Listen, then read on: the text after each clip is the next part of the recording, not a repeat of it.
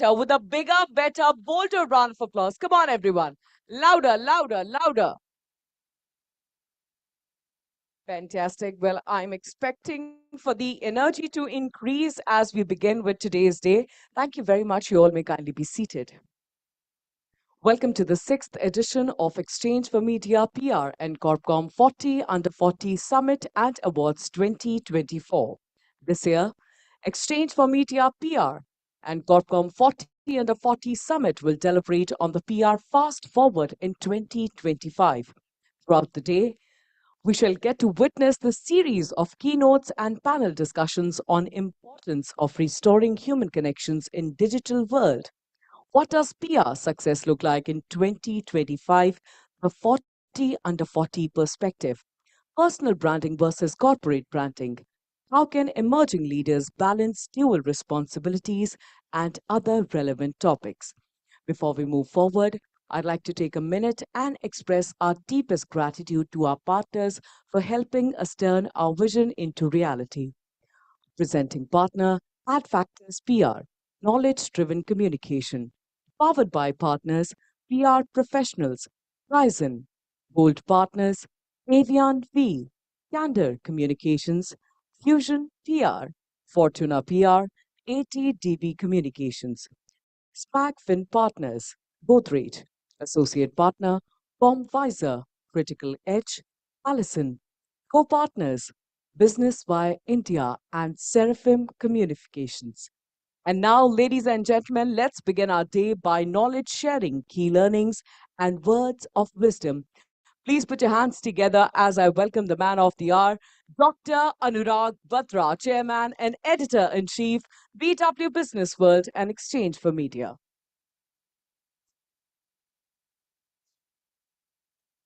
Morning, rather afternoon. It's my honor and privilege to be here. Thank you, Parumaji, for being here. Last time, because of our chief guest, we were late, but I'm sure you caught your flight next morning. And we're looking forward to your session. You're a practitioner. You know much more about this domain than I do. But just to contextualize what's happening in this domain, I would say that the environment is changing with the onset of Gen AI and AI becoming ubiquitous and being used by business executives, organizations, uh, really the business of communication, media, and media advisory or public relations is changing. There are many points of view on that, but I see there are leaders from leading organizations who are both representative of new age organizations and legacy large organizations who are also transforming themselves, have been are part of the agenda. So clearly you will be able to take us through what's happening. But just to contextualize what's happening in this domain, first of all,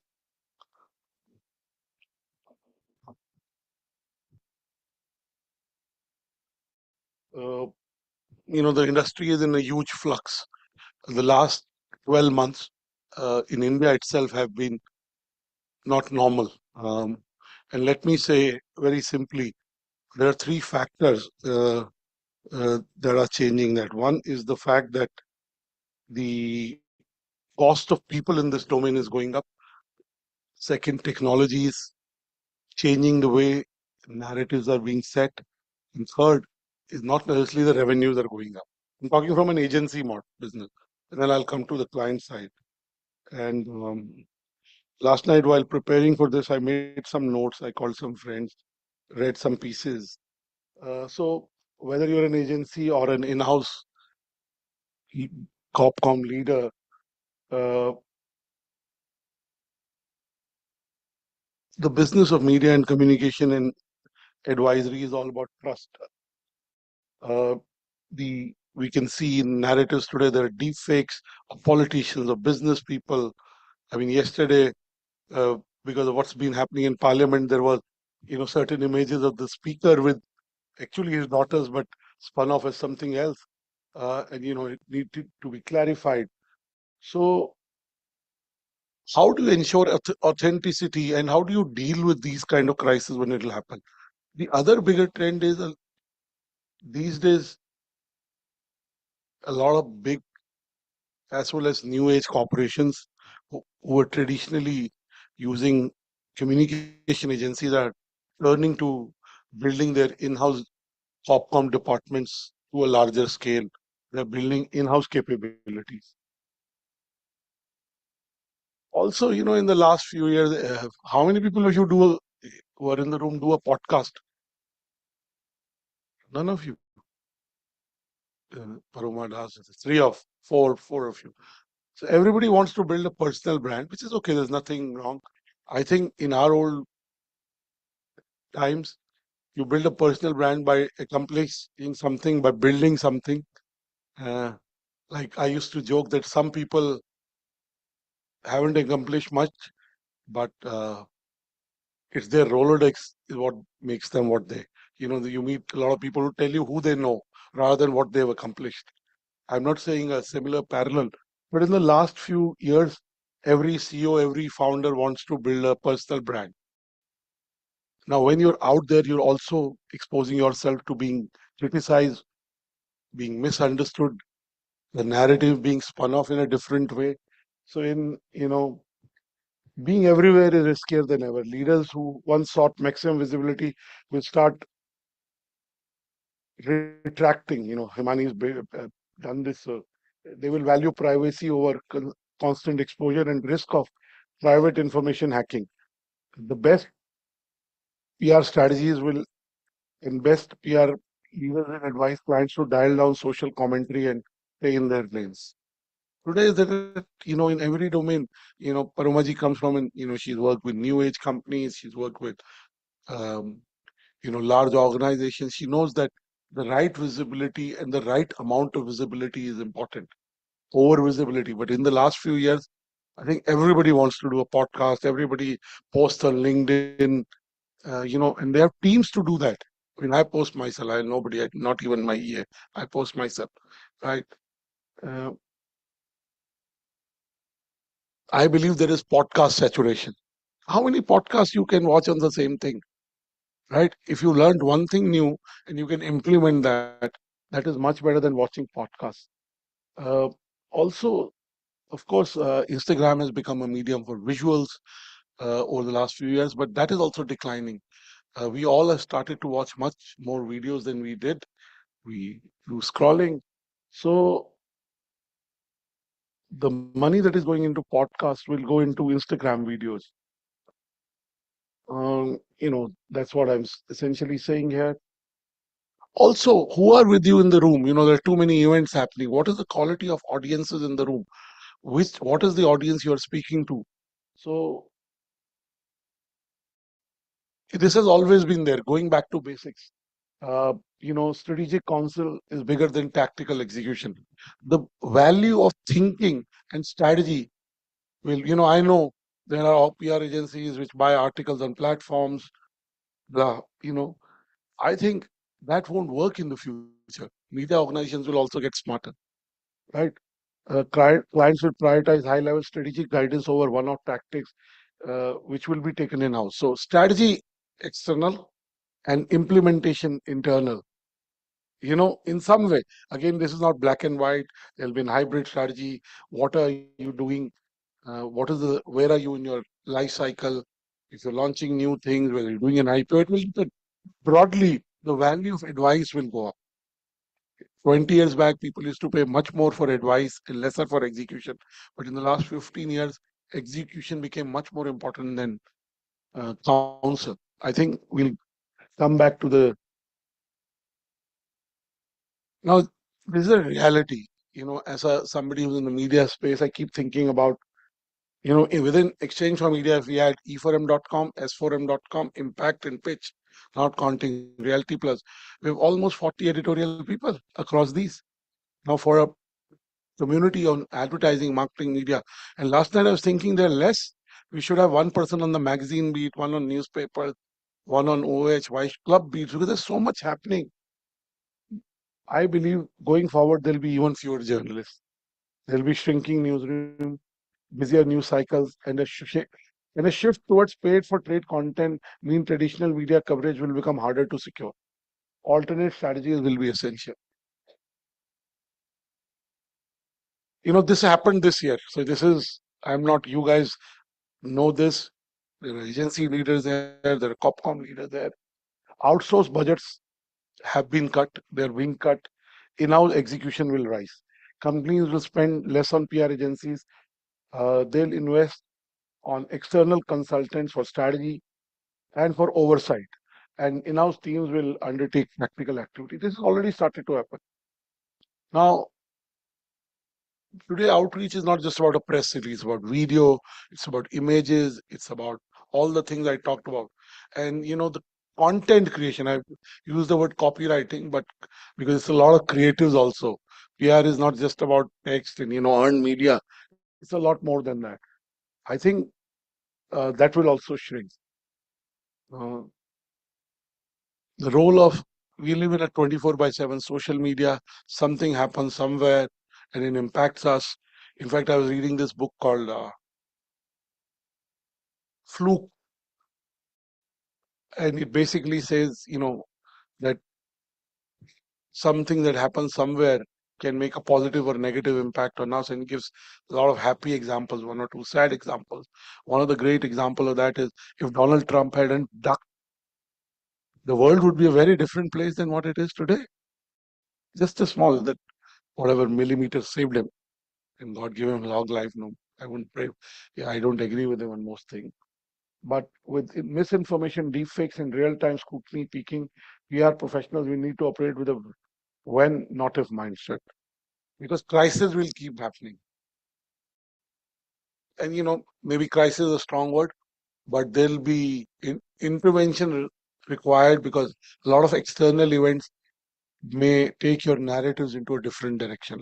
Let me not call it crisis, right? So I think I would like to sum up by saying that the role of in-house Copcom leaders will be, I mean, strategy is always part of anybody's role at a CXO level, but I think more and more strategy will be outsourced to experts, and the leaders will strategize with the experts, and it will go beyond traditional communication. Also, when it comes to startups and companies that are going for raising capital, either from private markets or from public markets, the communication will become uber special or uber specialized. In the last few years, we've seen that there are specialized healthcare uh, communication agencies. There are there's been agencies which have been good at IPO and public markets. Uh, it will get even more accentuated. Tomorrow, we shouldn't rule out. I mean, today you have platforms like LinkedIn and many other platforms, but essentially tomorrow there'll be platforms which help you reach out to 6 health tech journalists or 12 health tech platforms. You don't have to spray and pray. There are technologies already making that possible. The value of thinking will be more than the value of execution. It always have been, but the last 2 decades, everything was growing. I hope it continues to grow. India will still continue to grow, but there will be a repurposing of the budgets that have been earmarked for communication. In the last 12 months, we've seen uh, that the leading PR agencies, their revenues have declined. I mean, very large basis. Costs have gone up. So clearly, there is a correction happening in this industry. The exuberance has been there, but I will call it a moderated exuberance. That moderate exuberance will continue to be there. India is still the fastest growing business market in the world. So hence the need for building narratives for brands, for businesses, for individuals, and for leaders will always be there. And hence, the future of this industry is bright. It's just that with costs going up and revenues not keeping pace, we'll have to find alternate ways of restructuring and reshaping the kind of organizations we have. With this, I wish all the winners of the E4M, Corp, and PR40 and the 40 all the best. I'll see you at the awards. I don't want to keep between Paromaji's and your address. She's seen many industries, she's seen many cycles. So I look forward to her comments and inputs. Thank you. God bless you. Thank you very much, Dr. Batra. Well, I'm certain throughout the day we'll get multiple opportunities to take pictures, videos. In case you're planning on posting any of these pictures, videos, or any comments related to today's event across any of your social media platforms, please do not forget to use the hashtag E4MPR40 under 40 and hashtag E4MPR40 under 40 summit. With this, ladies and gentlemen, we are now headed towards the highly anticipated first keynote address for the day. Joining us on stage to talk about the skills that one needs to acquire to become and stay successful in the AI powered hypertech world. Joining us on stage is the advisor, Outreach and Crisis, Office of Chairman of Board of Trustees and Vice Chancellor, Ashoka University. Please give it up for Paroma Roy Chaudhary.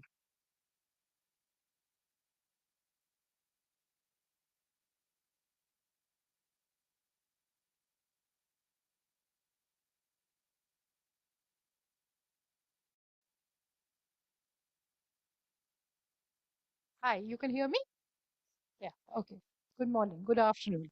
And thank you very much, Anurag and Karan, for the platform. It's always exciting to watch and see the work of young people and their contributions to the industry.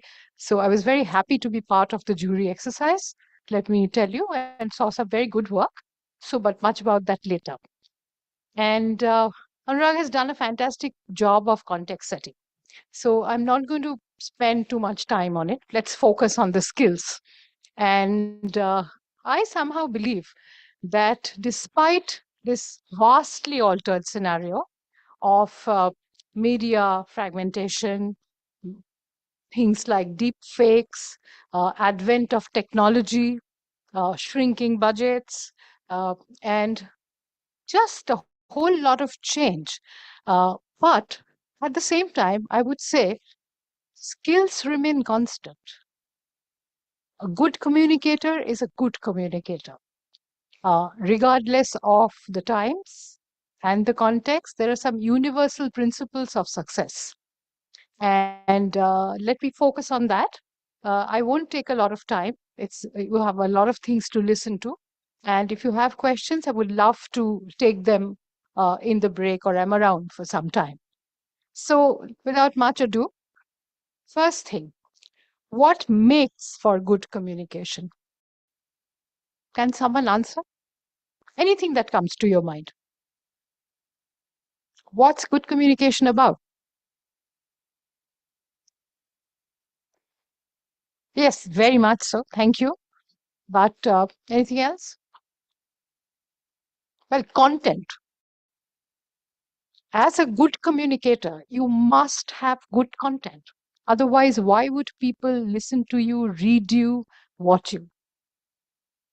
Your content has to be good, whether it's verbal, written, digital, video, whatever you choose to do, podcast, regardless of avenues. What makes for good content?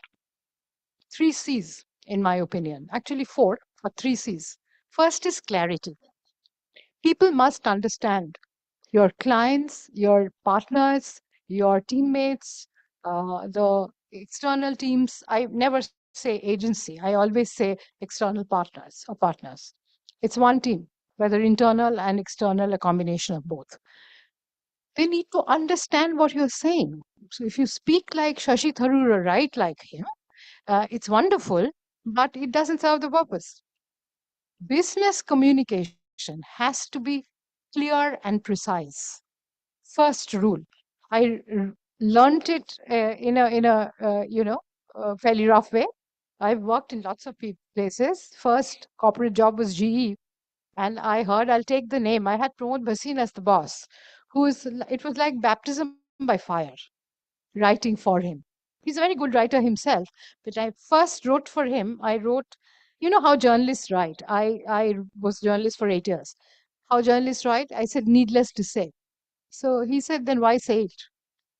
Precisely. Business communication needs to be clear and concise, first and foremost. Clarity. Next is consistency. When you write, if you are actually, recommending that the CEO, like Anurag was saying, building his platform or her platform, or a brand using a platform, say like LinkedIn or a podcast or Insta, be consistent about your messaging. You cannot have one brilliant podcast and do nothing for the next 3 months. Doesn't work. At the same time, are you going to be someone who's in media every week? No, don't do that, because then you're commoditizing your brand. Consistent communication, good communication, external, very much internal, is also key. Clarity, consistency. Third one, most important in today's world, credibility. It has to be credible. What makes you different from somebody who forwards WhatsApp all day? Your source must be credible. Your information must be genuine. Your voice must be authentic. Credible source of communication. If I'm quoting something from New York Times, great. If you're quoting something from Times of India, give the source, give data. These are things I teach every team I work with. If you don't give data, say that we are the number one brand in the country. Who's saying that? You. If you are saying that, it has no value. It's like a claim. Give data, give source, give authentic source. Otherwise, you won't be credible. This is very, very important. I see press releases, I see copy every day, which has all these tall claims. I can give you 100 examples. Let's not go there. So, source and data. Otherwise, how are you credible? I mean, also look at some of the government videos. I mean, this is a perfect example of not having the right data. And then the second chance of altering that data, misinformation, deliberate misinformation. Let's not go there. That's a very slippery slope. Credibility means information with data, with credible source. That's when you are credible as a communicator. And when it comes to delivery, you have the fourth C, confidence. If you are not confident, people will not listen to you. And if you are credible, you're usually confident because you're speaking from facts. That's my first part of being a successful and staying successful content, which is clear, consistent, and credible. Second, information. Extremely important. Read, listen, watch. When I was at Google 7 years, every time I met an agency team who came to pitch, I would say, tell me the day's headlines without looking at my phone or your phone. 95% people failed. People don't read newspapers. If you're PR folks and you're not reading newspapers, I don't care whether you read it as like a paper or a device or who cares.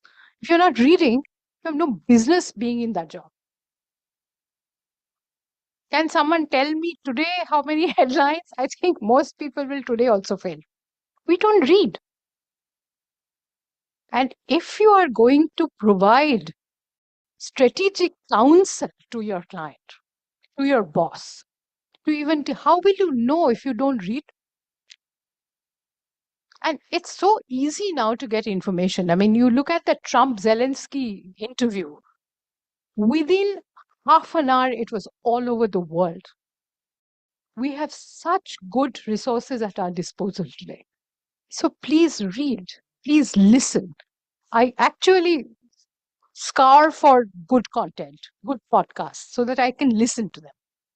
And I mean, I don't need it. I mean, why should I probably? I mean, I read everything what the Zeroda guys say because I was reading something on diabetes yesterday. Well, I am a diabetic, but even then, because they make so much sense. They read so much, they get so much information. So please, please read, listen, watch, because your value, like Anurag is saying, is not doing tactics. There are plenty of people to do that. Your value actually lies in providing strategic counsel, strategic advice. In the university now, we are trying, I don't do the day to day stuff, there's a team for that. But we are trying to change the narrative in a very big way. Ashoka is now 10 years old, and that's my charter, that how do you shift perception and build a narrative going forward.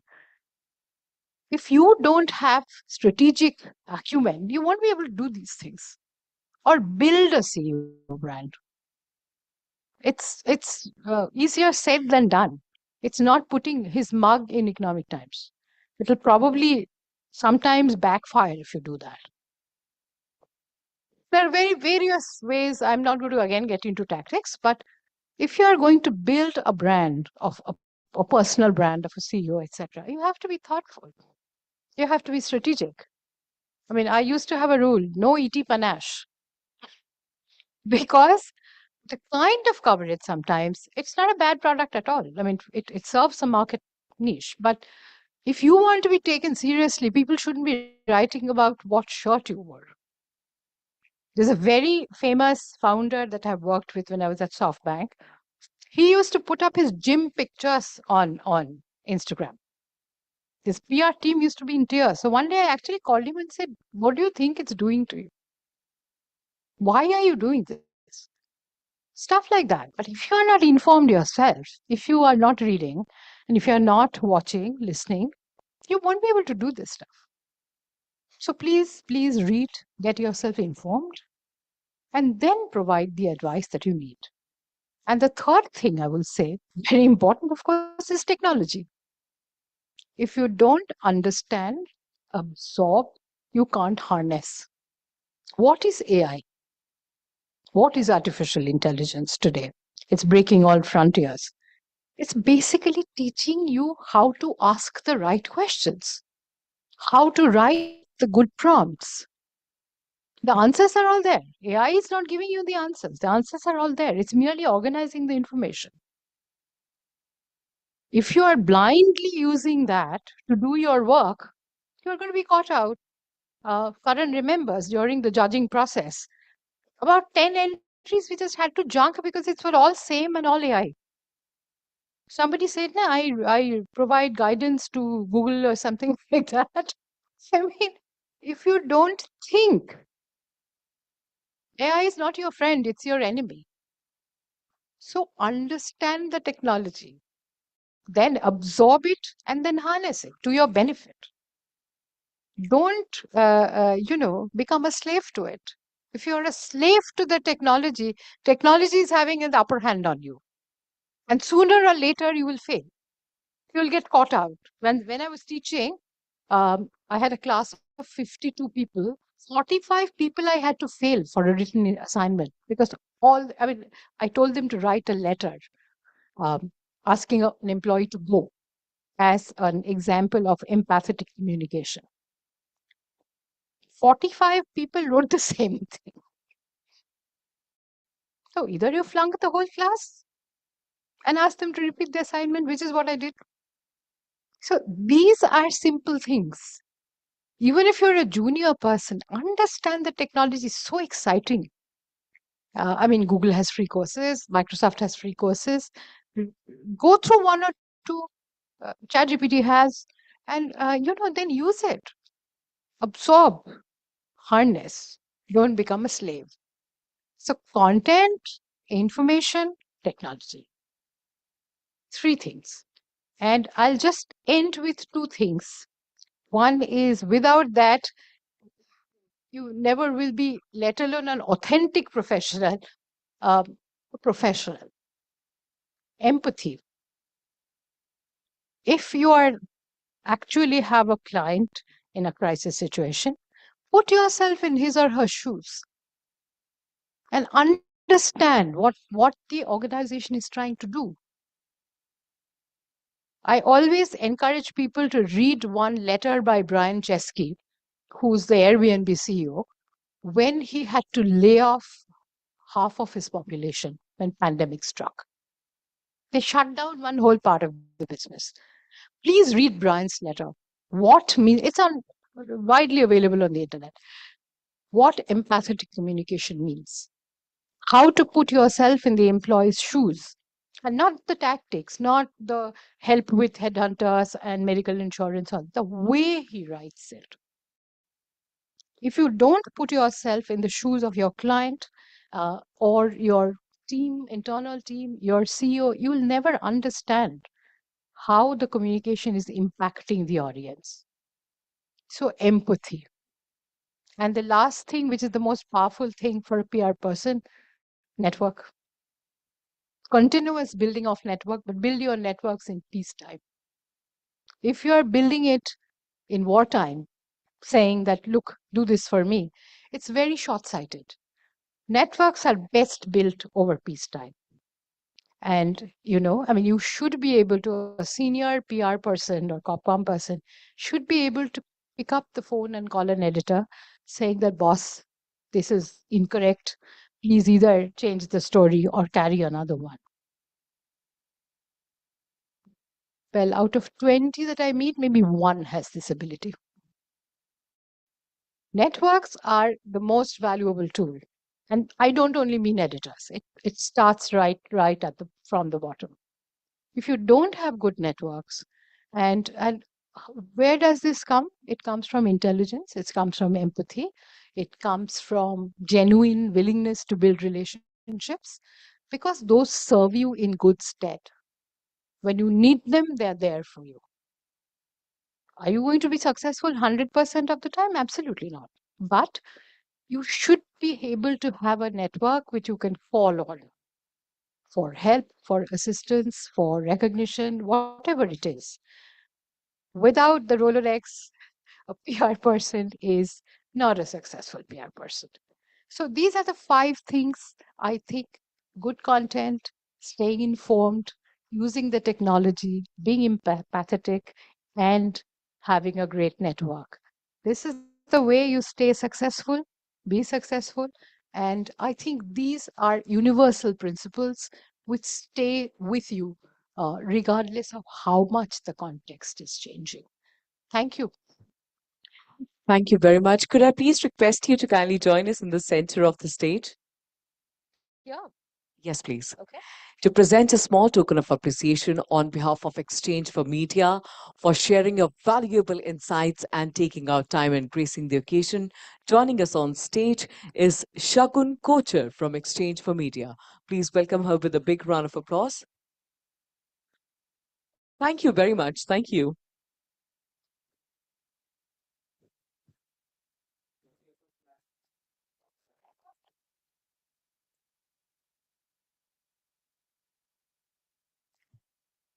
Thank you very much. Thanks a lot.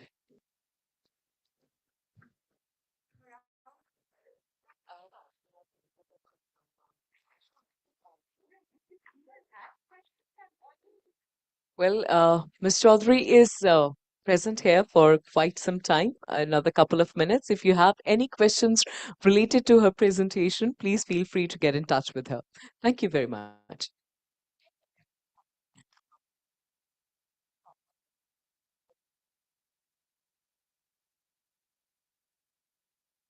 Quite the start.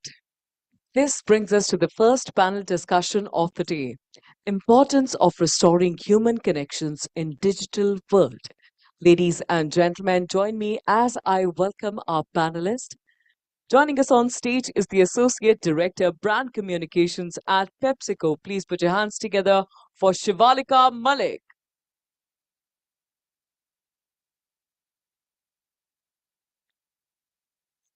Up next, please put your hands together for AVP PR and Comms at Swiggy, Akanksha Jain.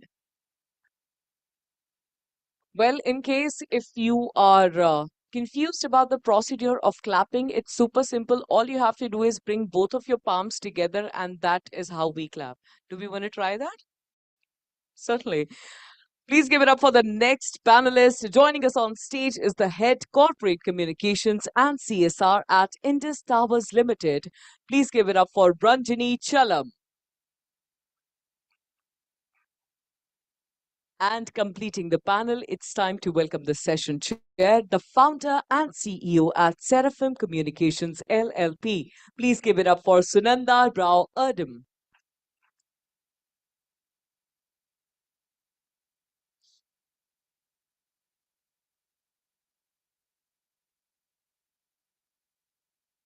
A very, very good afternoon. Thank you so much. And thank you so much to the Exchange for Media Group for hosting this amazing round. We do it every year.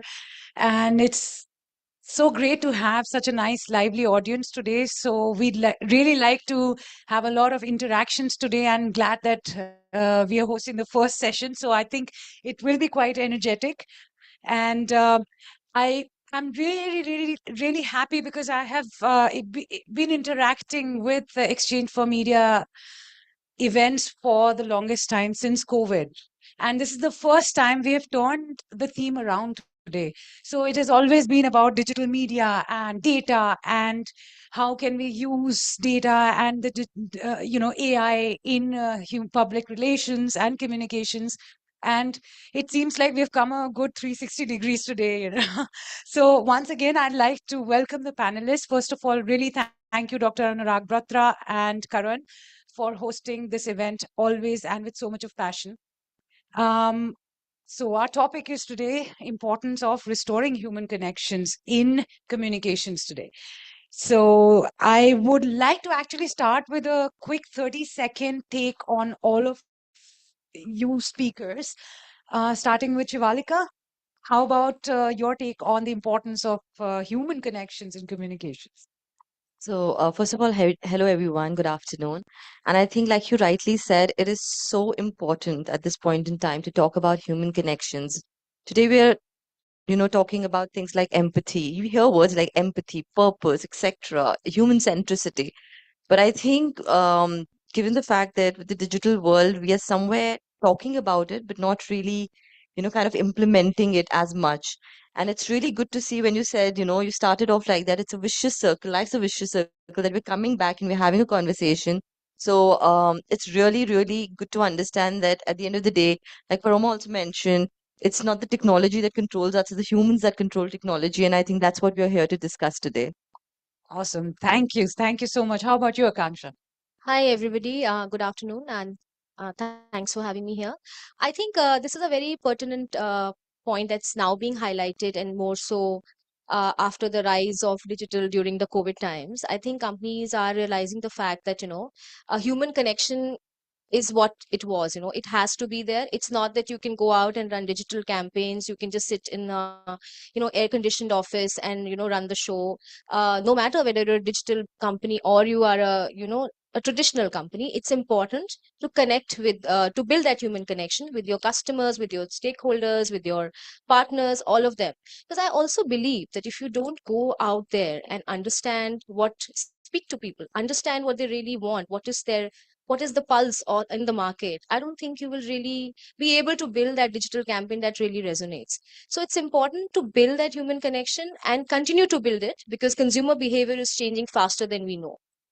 That's my 2 cents on it. Very pertinent. And over to you, Ranjani. Thank you, Sugandha. Beautiful question. Like just before we came here, I said, my company does enable digital connectivity. Yeah. But we have always felt, it goes hand in hand, especially when we have our soldier sitting somewhere and wants to speak to his mother. That's what digital enablement does. And that is the human connect that we create digitally. And when I saw this topic, it was so, like, it does touch my heart because human connection is extremely important, especially now. Like, when I started my career, I used to go for media rounds, go and meet media, have that conversation. I hope it continues now also because nothing can replace a face-to-face conversation. Nothing can replace, but digital can enhance it. You need digital to continue. I mean, everyone says COVID is the time that digital enablement happened. No, you understood digital enablement when COVID happened. Digital was always there. The full potential was understood then. So let's use both this beautiful combination to ensure that we are connected to each other at every given point. No, absolutely. And I totally agree.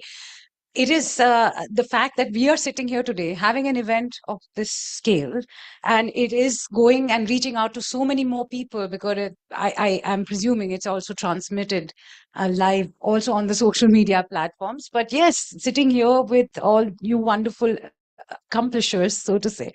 I will move on to my first question because I hope this session is going to be a lot of anecdotal evidences that we're going to bring together. My first question to you is, as PepsiCo's brand, you have a deep cultural resonance. We have heard about it from time and eternity, about the cola wars starting from when we were born. Now, how do you ensure this entire brand storytelling that it still connects with the people at an emotional level? So, at PepsiCo, for sure, I think what we do understand is brand connections go beyond our products. It is all about authentic storytelling where we are looking at, cultural nuances, aspirations. We're looking at the rich diversity this country has, and then trying to work around to create a meaningful connection. I Again, it's also linked when we talk to digital because that's where data and insights really help us. Having said that, like I said, a couple of things, if I can say why and what we're doing, is one, our campaigns, our conversations are deeply rooted in cultural insights, something that I was talking about right now. Traditions, festivals, diversity. I mean, even now, when if you see, our very recent 7 Up campaign going on, it's all about that how we're celebrating food. It's a 7 Up beverage campaign, but what we're doing is we're celebrating food of South India. And we're trying to say you need refreshment with spicy food. So, that's a very small cultural nuance there. The other thing is that how are we also ensuring that there is a sense of purpose, like one connection? Um, and I'll give you an example of COVID where it was all digital and ideally anything face to face. But the fact is, we ran a campaign with Pepsi, which was all about Salam Namaste, social distancing. Everybody wanted to speak about social distancing and you should stay away from each other. But we did this campaign, which we also got all our consumers through TikTok, etc. At that point in time, TikTok was there, all involved, given the fact that we were saying that at this point in time, you really need to greet each other. People need that warmth. You don't do a handshake, but you do salam, you do namaste, rooted in our tradition, but also ensure that you are giving that emotional warmth and, to everyone that you're seeing, a smile, right? So I think that is something that we tend to do where we're talking about that one purpose where everybody kind of relates to. The third and more important thing is also how we're ensuring hybrid. So again, and another example, because you mentioned anecdotes, but the fact is Gatorade last year actually did a campaign called the Gatorade Turf Finder. And it was all about the fact that how um, you know, especially in key metros, active lifestyle. Everybody wants to do, be active, but time's less or space is less. So we actually picked up, worked with Google, and created this entire thing where we went to places like the Chandni Chowk or busy areas where early in the morning or in the evening when we have some space and literally late turfs, basketball turfs, kabaddi turfs, etc., where people can come and play. So again, how you're getting the community together with that one thing, and all the conversation about it was all, and awareness about it was all digital, but you also did a hybrid by ensuring that you were giving that experience to people on ground. So I think all of this, and the last thing is purpose, very very important when you're talking humane. How do you bring the community together? We did a campaign again for restaurant workers when they were really targeted in COVID, called Pepsi Seva Restaurants, where we helped a lot of marginalized restaurant workers. Migration was a problem. So again, you need to understand that there are different aspects and not just one key solution of how you can create these things, but you need to understand your audience, their aspirations, and then do the storytelling. Thank you. That was quite a comprehensive answer. Also, one point is about data. You're talking about this much of data is important to understand what? Human connection, for example. And that brings me to my second question to you, Akansha.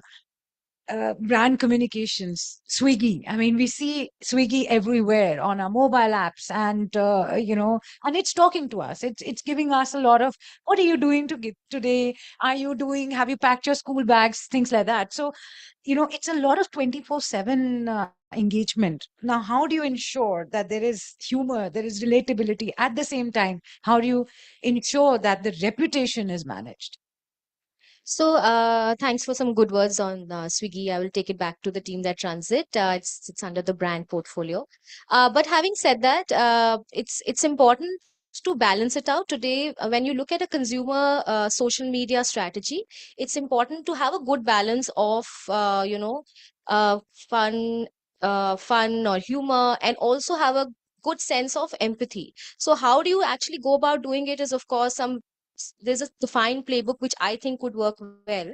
One, of course, will be to have a clear guideline in terms of what is your brand purpose, what is your brand guidelines, how what you can say, what you cannot say, which kind of translates across the team. Because for a brand as big as Swiggy or bigger, there'll be innumerable people working on it. So it's important to have everybody on the same page whenever there is a touch point to the consumer. Also, it's important to ensure that you are balancing it to your values, because your company's values could be X, and but you are trying to be like really cool out there. You have a social media person who's like the Gen Z, who wants to put out something really cool or something which is trending. It's important to ensure that it's in line with your brand values. It should not be something which is totally off, which can get you, or if you're commenting on something which is more topical, or which is just to be part of the trend. It's important to kind of pick your battles, or pick your campaigns that you want to really talk about. Also, I think it's important to monitor, when you build something which is humor, you should firstly try to balance it with empathy. See what works for your TG, what doesn't work for your TG. In a country like India, like Shivalika very nicely put, there is huge diversity. For a consumer focused brand, it's even, everybody's watching you. So it's important to pick what you want to say without hurting the sentiments of anybody. And monitor, when you put out something, even when you've done it very measured, important to monitor, to ensure that you know that there is something which is brewing, which is not in line with which could result in a crisis, just not in line what you wanted. So that is very important. And of course, course correct, be agile, course correct, have a team in place to course correct whenever there is needed. Because in the past also I've seen when there are enough examples of companies who've kind of gone out there to be, just to be to be part of the trend, or just to kind of put out something very naive, not to try and attack at any particular set of people, have fallen prey to something which is a lot of trolling, a lot of negative reportage, a lot of negative sentiment. So it's important to course correct whenever you see that something is happening. And of course, be on top of your game, so ensure that the reputation is not impacted because of a little bit of humor which was harmless in nature. Wow, that shows that Shivalika and Akansha are very high octane driven communications, lifestyle that you lead, and it shows also in the way there you're able to give your opinions on something which is so consumer faced, which brings us also. That's why the panel is so important, because Ranjini, you are dealing with something that you are enabling, as you rightly said, the digital landscape. But your the work that you do as an infrastructure uh, company, so if I may say so, it's comparatively less visible to the common man. And how do you drive the communication that still builds emotional equity and connection with your stakeholders? Beautiful word, invisible. Beautiful. If I may ask the audience here, how many of you use UPI mode of payment? Please raise your hands. I think everybody. How do you think it gets enabled? If you don't have connectivity, please go to the basement and try it. Our towers may be invisible to you, but not indispensable. You would need them to ensure that at every given point, you are taken care of. You are served by at different locations, wherever you are, however you are. You need medicines, everything online.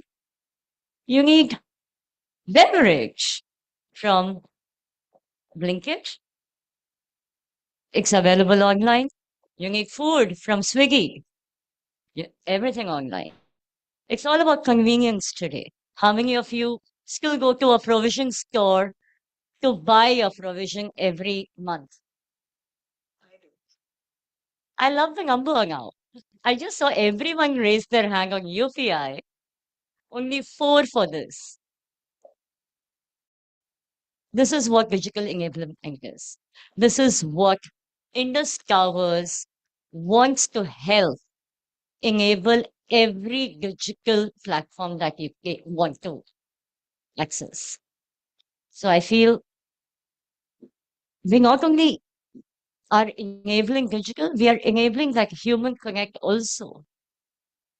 There might be times that you just can't move out of your house, but you still need something. It is urgent. You have a family member who needs immediate medical attention. How do you do that?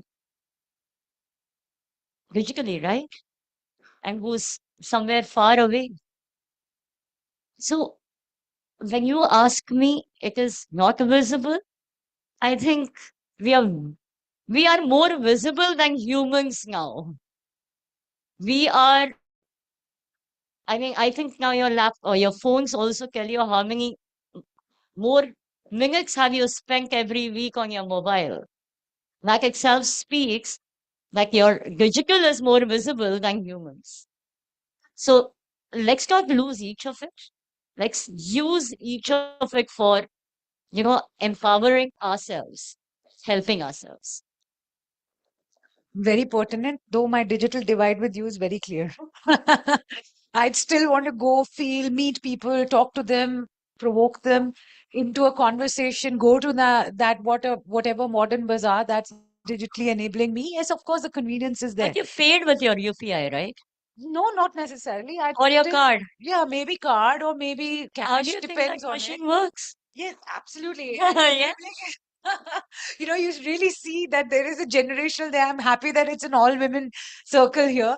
I'm just seeing the clock here, which is ticking, and I'm going to convert my next round of questions into a rapid fire.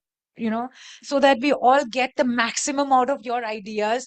So, Shivalika, maybe we can start with you. What steps should individuals or communicators take to create a balance between digital interactions and human connections? So it's a rapid fire. I would just say humanize digital storytelling by ensuring that you're just not putting the finished product out, but you're also ensuring what's going behind, like the BTS, etc. And also ensure it's a two-way communication, given the fact talk to your consumers, be it polls, be it surveys, be it anything, get that data. Just don't talk about what you're putting out, but get feedback. A lot of data, and then what do you do with the data? Because, oops. Uh, that is very important, which obviously connects for your rapid fire question, which is, was there ever a situation where you really thought, okay, this is the power of genuine human connection behind the data and the digital world? I think yes. In my last stint, I was at BharatPay before Swiggy. So I used to head communications, and the crisis is known to everybody. So BharatPay doesn't need any introduction. So when we were going through the crisis, I think there were times when the trust on the brand was a little, a question by this merchants in their head, not in general. We didn't see much impact on the business, but we did feel that because the company actually primarily started in 2018, and then COVID hit us at that point in time, like in couple of years. So the connect with merchants was limited. But when crisis hit, is when we realized that this is extremely important, and we actually went out and uh, you know got the merchants to rally behind us. We realized that you really value what we bring to their business, and we got a lot of positive support from the merchants, retailers across the country. We actually got their stories to life through a campaign which was called Transforming Bharat, and we got the real stories in terms of how they had a certain ambition or a dream to start their own business, and how the company enabled them, how UPI enabled them, digital payments enabled them. And these stories, they were very happy to talk about these stories, and these stories really helped us to get build a larger community of these people who really trusted in the brand. So I think that's when we realized and we used it to our advantage.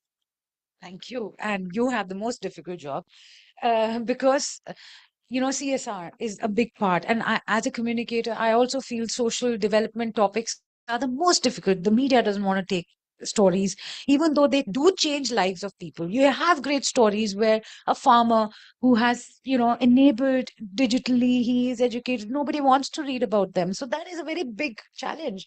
And what role do you think the real world social engagement plays in restoring the kind of connection we are discussing? No company should do CSR for visibility because a community connect. So let's, wholeheartedly just want to serve the community, then getting visible about it. Very beautiful point that you made was digital enablement for them. 25,000 villages in India today also do not have enough connectivity. We're going to enable that. That's what Indus Towers does. We are the kind of programs we run. We are going to the smallest of villages and teaching them how to use your mobile phone.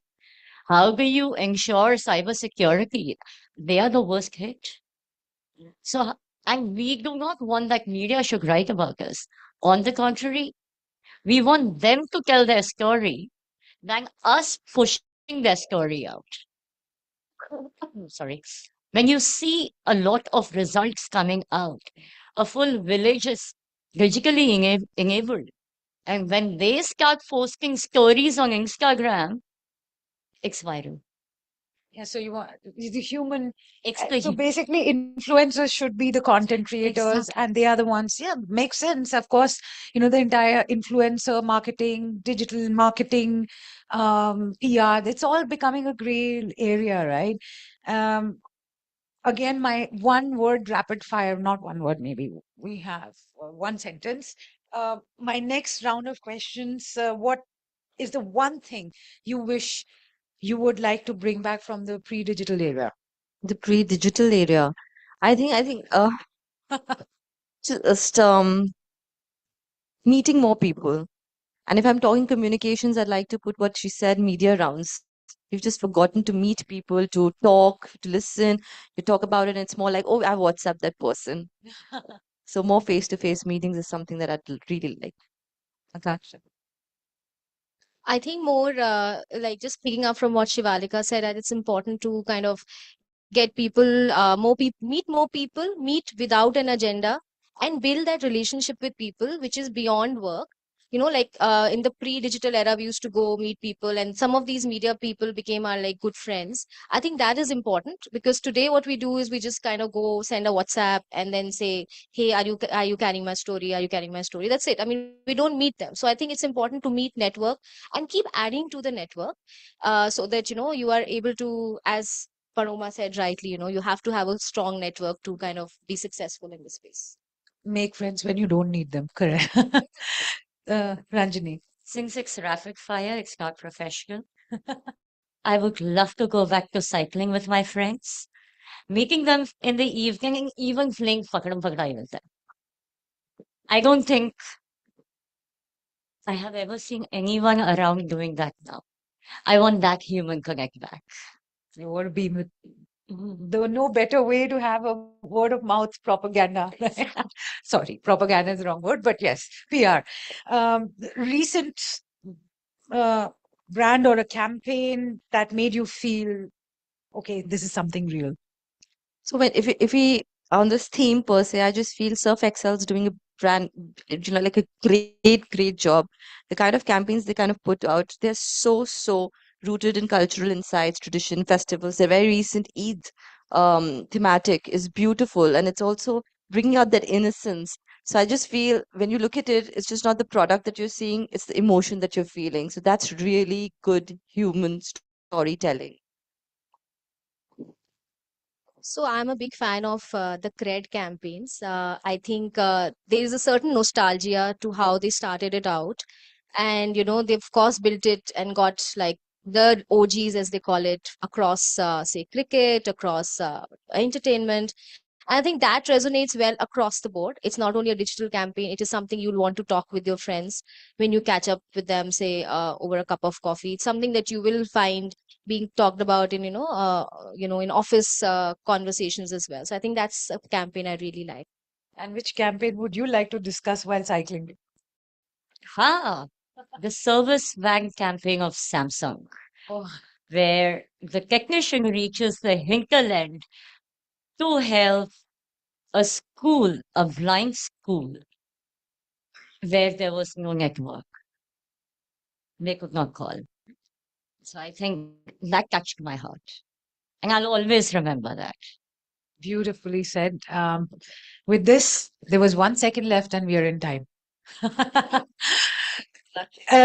Thank you so much to all the speakers. I think we have a lot of food for thought today. Thank you, Shivalika, Kanksha, and Ranjani. And we are here to answer any questions, for any kind of interactions. Please do feel free to reach out to us. Just one more second. Thanking Sunanda for such beautiful questions to touch our heart. That's so nice of you. Thank you so much. Have a lovely lunch. Maybe you want. Of course, congratulations, ladies, for making the most of the given time. Thank you very much for joining us and sharing your valuable insights. Could I please request you to kindly come forward for a quick picture? Joining us on stage to present a small token of appreciation on our behalf is Palak Puri from Exchange for Media. Let's welcome the lady with a round of applause. Thank you. And now for the words that we'd all been waiting for, ladies and gentlemen. With this, we head towards the lunch, requesting everyone to kindly join us back and be seated in exactly 40 minutes for the next session to resume. Thank you very much. Please enjoy your 40-minute lunch break. And thank you once again, ladies. Thanks a lot.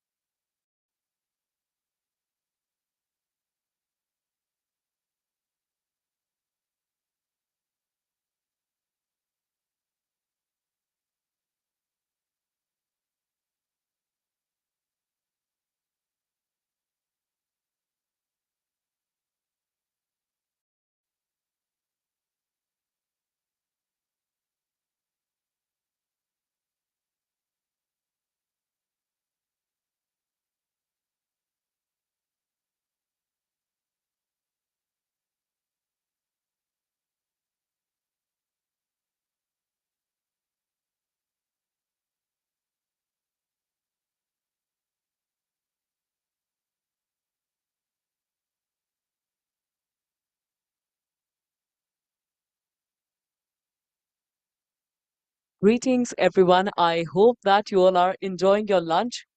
We will resume the event in exactly 10 minutes, requesting everyone to kindly return back to their seats in exactly 10 minutes.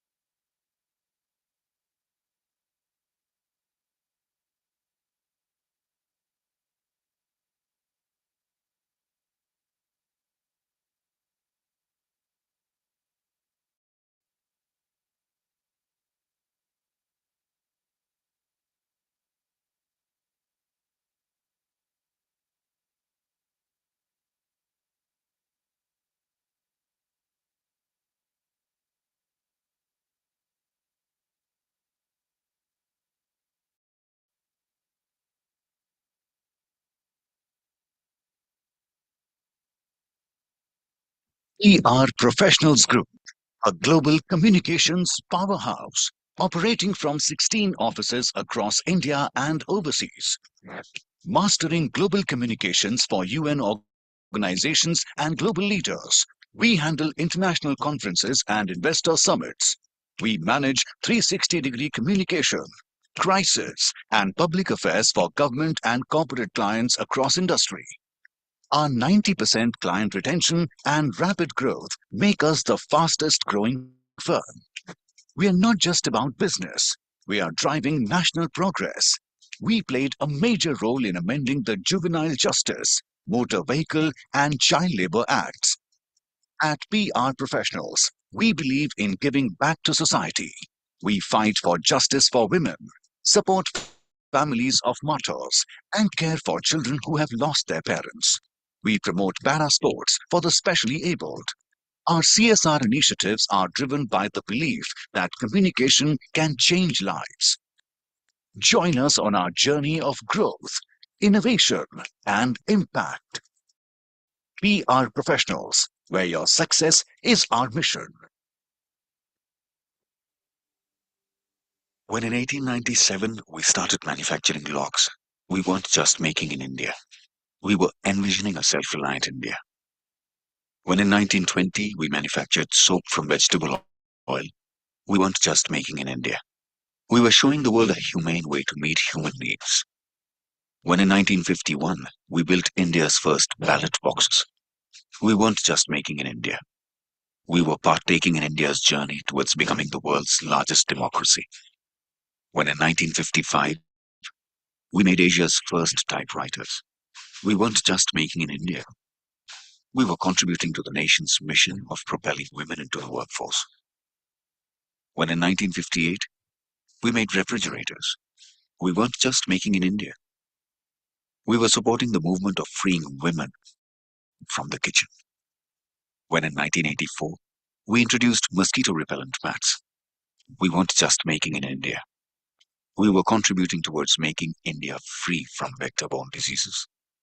When in 1991 we started making products that sustainably increased crop yields, we weren't just making in India. We were doing our bit to help farmers double their income. When in 2013 we made key components for India's first Mars mission, we weren't just making in India. We were participating in Free India's most glorious moment. For over 120 years, during the journey of our nation's independence, we haven't just been making in India. We have been passionately doing our bit towards making India.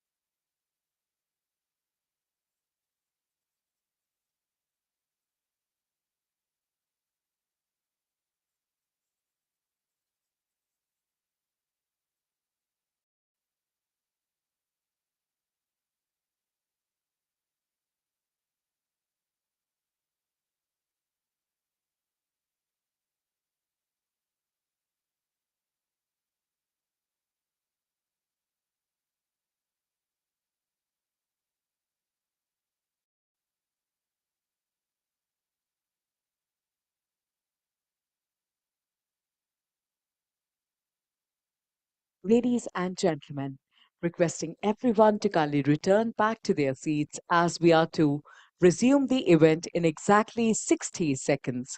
Please do not forget to put your mobile phones on silent or vibrate only mode.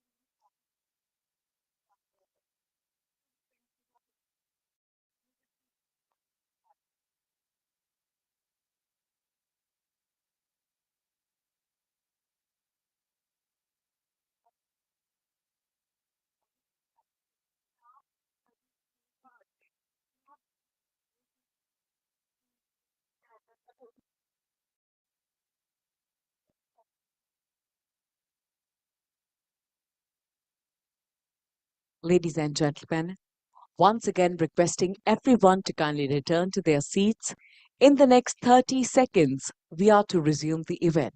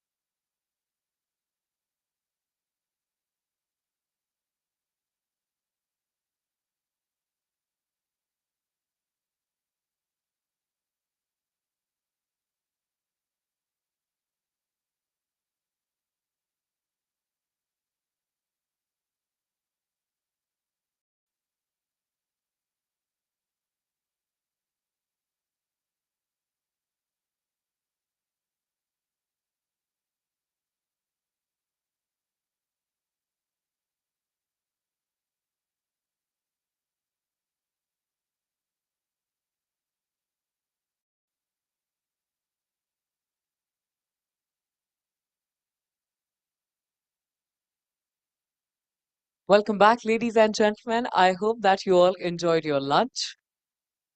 Please do not forget to tweet about us. Our hashtags hashtag E4MPR40 under 40 and hashtag PR40 under 40 summit. With this, we are headed towards the next panel discussion for the day. If I could request everyone to kindly put their mobile phones on silent or vibrate only mode.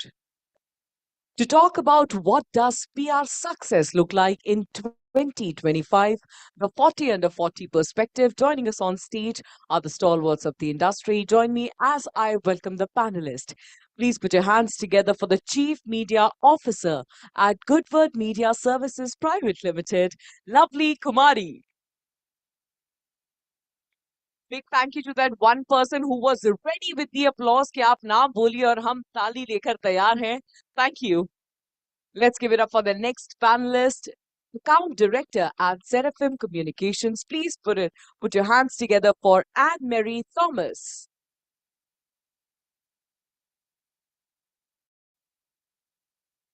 Let's welcome the Account Director at Fusion PR. Please give it up for Mansirat Bajwa.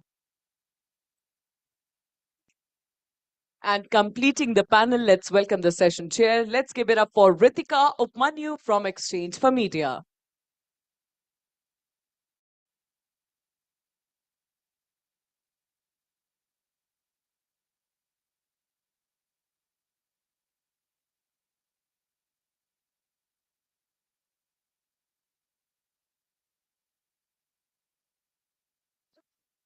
Hi, good afternoon, everyone. So, I hope you all had a refreshing lunch and ready for an exciting panel.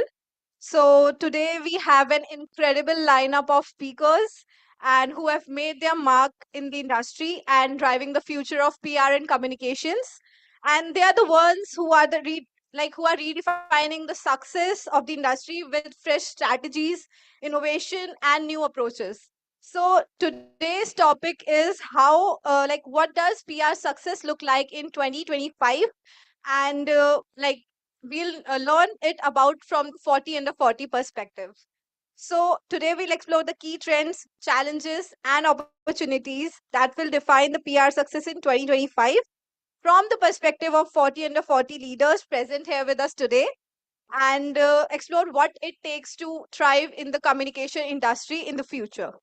So I'll quickly start the discussion. So welcome all the speakers. We'll start with you, Anne. So my first question is, how do you define PR success in 2025? Good afternoon, everybody. We all had a sumptuous lunch. Please don't sleep off. We're gonna make it interesting as possible.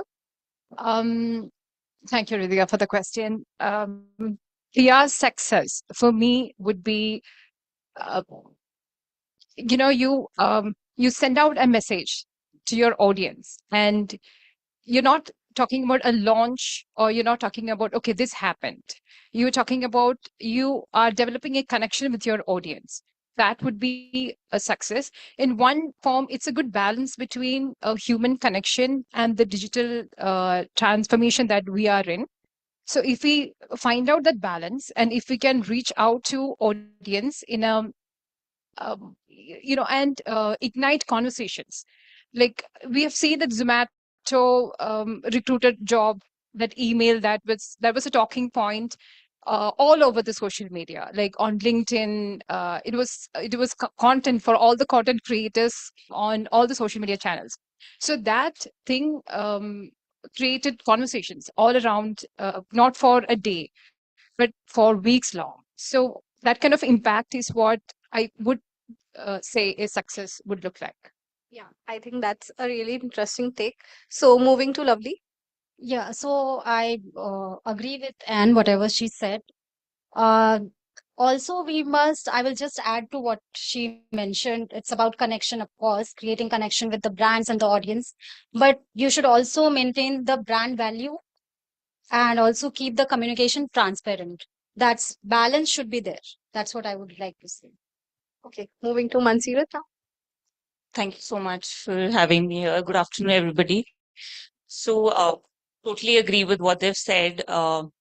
Also, I feel for the success in the years to come, urban markets, have already reached their saturation. So I feel there has to be a focus on the markets beyond the metros, which will lead to higher success. We're all aware more than 60% of the population resides in these non-metros. So if these consumers, these target audience aren't tapped, aren't reached out to, I think brands will not be able to connect with them, and vice versa. So I feel it's time that we move beyond the urbanization and tap into these markets to connect deeper with our audience. So that will play an important role in the success of PR in the year to come. Yes, yes. So moving forward, and you can also give a comprehensive answers from now on. So, I would like to know. Let's start with you, Lovely. What key trends are shaping PI industry, and how should professionals under 40 should prepare for them? So, of course, we all know AI is the key trend. Like, we all should embrace changes, whatever. It's a learning phase whenever even if you are 40, under 40, or even if you join PR industry, it's about change. The life is about emerging changes, and you have to accept it. So, AI is one of the biggest tools, and you must, of course, put in your common sense and human touch to it, of course, but you must learn all these AI tools. That's one of the biggest trend that should go. Okay. Moving to Anne. I think I would categorize these three key trends in PR into three categories. One would be a brand with a purpose. And when I say brand with a purpose, we see hashtag sustainability is trending. So green, eco-friendly, and everything. So, when I see a brand, when audience see a brand, they want to connect that with a purpose, a cause for it. So that would be one thing. And uh, borderless PR. So So if you see, the line is blurring between advertising, PR, social media influence, and marketing. So all these disciplines are evolving together. S- So this is the time to utilize all this. So there's a storytelling happening all over the platforms. So it's not just storytelling. Every brand has a story to tell. Everybody, even personal, even I have a story to tell. Even you have a story to tell. All of us here have some story or the other. So how do you and then put it out with a strategy that would be one trend to think about. The other day, I had a discussion with my boss on what to talk about in this panel, and we had a discussion, and during that time, we went through this new news update. This famous designer, I'm forgetting the name, Sabyasachi, yes. So Sabyasachi has said in one of the interview that print is coming back. The print is coming back. The digital people are saturated with digital media. So they want that when you say human connection, reading it out um, from a newspaper, it gives out a different feeling. So so that's again another trend, the re-emergence of print. So that's it. One more, but I forgot. Yeah. Okay, so Mansirat. So I totally agree with what Anne said on the storytelling. I feel, yes, story, everybody's here to tell a story. But what the consumer, what the audiences are looking for is genuine storytelling, right? They've become really, really smart these days. No more ashy campaigns for them. They want to know how you're connecting with them. How are you? Emotional pulse is what everybody, all the brands need to look out for, right? So genuine storytelling is something that is trending. Consumers know what is right and what is wrong. So just going there, connecting and having that thing that, connects the brands with them is something I feel is certainly trending. Uh, Other than that, I feel a more humanized approach. When you're there connecting to somebody, a two-way communication, it has a deeper impact. So brands need to go there, outreach, do talk to their consumer more often, has to have a very close-knit connection with them. So humanized stories, genuine storytelling, I think we need to be really honest with what we are doing. So I think that certainly is trending. I think that's really great. And thank you for sharing your perspective. So, moving forward, you all work in a very dynamic environment. PR is ever evolving and very dynamic. So, I would like to know some of the ethical challenges PR professionals face and what skills and mindset will differentiate them, like in today's environment, will help them differentiate, stand out. So, we'll start with that. Um, so I take if we take data for a matter. So there's no problem in accessing information. So media strategies, like the trends in media, everything, you get everything. So how do you make sense of that data? So that is something is challenging for anybody in the PR industry, even for journalists, for a PR professional. How do you, there's a lot of data out there, and it's not like 10, 20 years back where data is like it's gold mine. But here it's in the tip of your hand. So how do you pick and choose what data to be taken and give it out?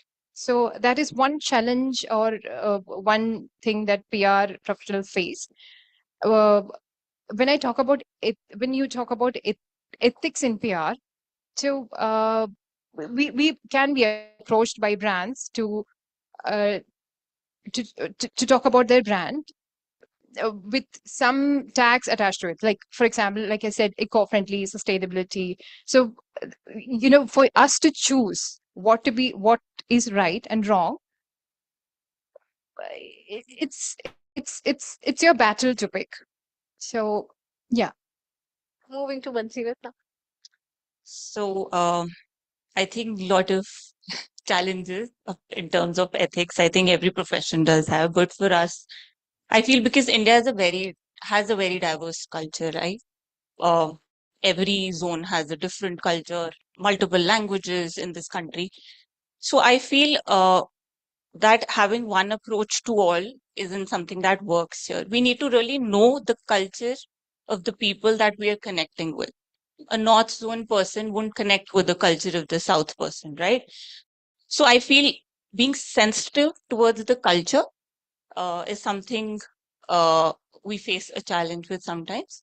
And I think we need to really, really understand, and they should resonate with what we're saying.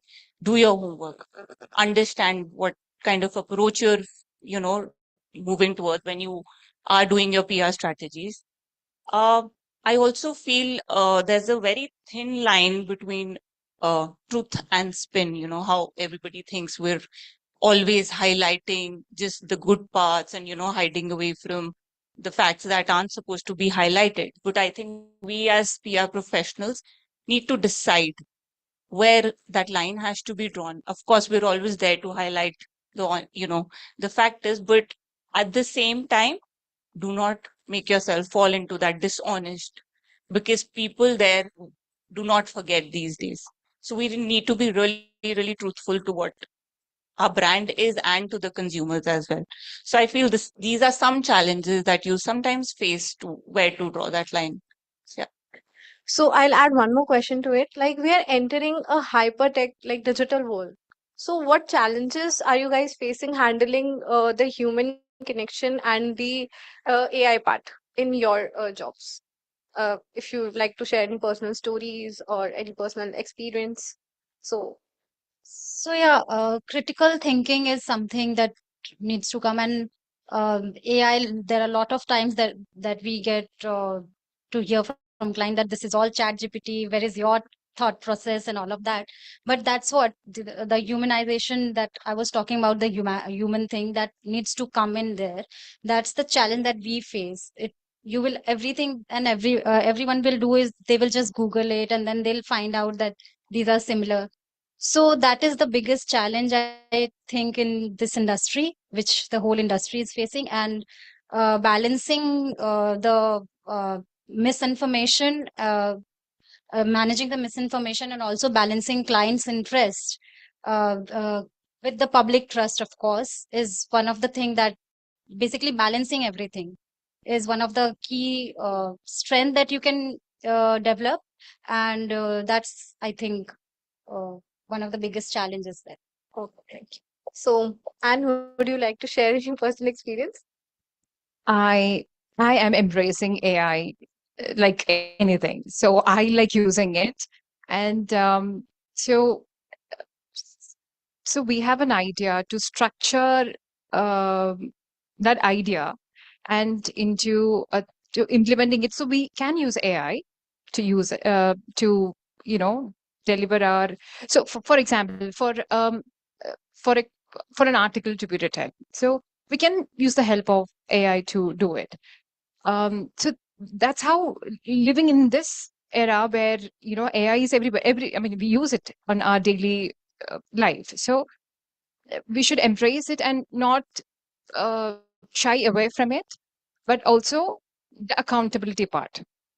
So as a brand, as a PR professional, as a client, like we should be accountable to, like, AI is moving. We are in a fast moving world, so accountable. So I think it's a very really good phase to be with this advent of AI, and it's cutting short of the time that we spend on the mundane of daily mundane. So we can use that to develop strategies. We can use that to some other brainstorming sessions while cutting short of the other timing. So I think you all have shared all the trends and the skills and the qualities PR professionals should develop to thrive in today's like landscape.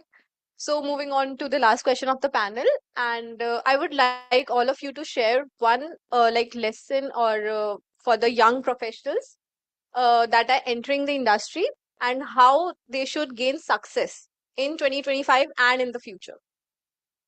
So we'll start with Manseerat. A lot of lessons. I think every day we're learning something. So one lesson, PR industry is just evolving, at a very fast pace. So I feel you need to still be a student, you know, even if you've done your grad, postgrad, I feel learning hasn't stopped. It's just not restricted to textbooks or, appearing for your tests and all. Every day, see, AI has come into, we're all trying to adapt to it now, right? So I think if you're open to learning, PR is something that you should be in. I've been part of Fusion, and here, like, we are working with multiple clients on a daily basis. There are challenges. There are rewardings also, you're rewarded at the end of the day, but there is so much to talk about, so much to learn. So I think we should all be open to learning, and thriving is one lesson I feel I've learned in this industry. Lovely. What's your advice? One thing that never overpromise anything to your client. That's an honest one. Give them a real picture also. Of course, we are PR professionals and it's our, responsibility to communicate what client is trying to say, but never overpromise your client. Give them a real picture that this is something that you'll get and this is something that can be done. Of course, with, creativity and ideas, you can come up with lots more. But I would suggest that this is one of the thing. And one more lesson is, I think, work-life balance. And that's the biggest thing, that work-life balance is something that you should always do. Work is work and life should go on, of course. Yeah. So, and Taking both the points with me today. So we are under 40, but not under 30. So we are dealing with a generation up and generation down, like the Gen Zs. Everybody dreads them. The kind of language they use and the kind of language that the people we report to, the boomers and Gen X, it falls apart. So I think, are under 40. I mean, we have an added responsibility to bridge that, yeah, the gap. So the Gen Z language we don't speak, but we understand. And when yes, we saw the transformation. Yes, yes, and we also know the people we are reporting to. Their language is completely different. When we started off with Orkut and Facebook and all, the language was different. For YOU, you say you are. So there were articles, there were news that this is going to be the language, official language, but that never happened. And with the same, it's happening with Gen Z. We say, the Gen Z, they are the future. This is going to be that language formally. But no, it's no, I don't think we're using it in a formal document. Have you ever seen risk, skibidi? Nothing. So Don't. yeah. So I think that would be one great lesson. There is a strict rule. We stick to it. We are, I mean, but while embracing the changes that's happening around, there is a formal way of expressing it, and connecting these two different generations also. So we have huge responsibilities. Yeah. so I'll quickly take one more rapid fire question for all the speakers. So, like the question is, what one skill do you think every PR professional should develop today to ensure long-term success in a hypertech future? So, One word answer. yeah, one word. Networking. Networking. Lovely. I think it would be empathy. Empathy. Yeah. Okay. I'll And have 2 words. Do your homework. 3 in 5. thank you so much, speakers, for sharing your insights with us. And it was lovely discussing this topic with you. Thank you.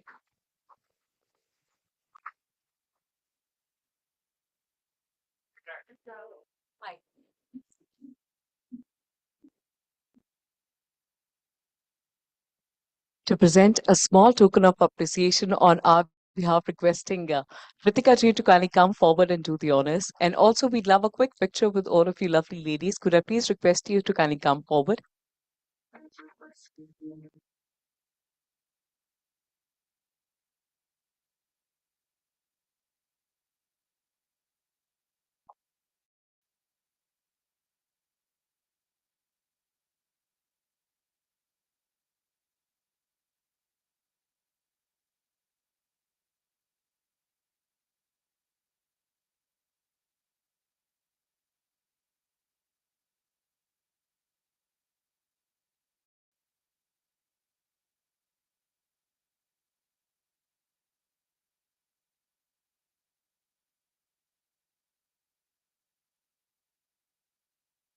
Thank you very much. Thank you.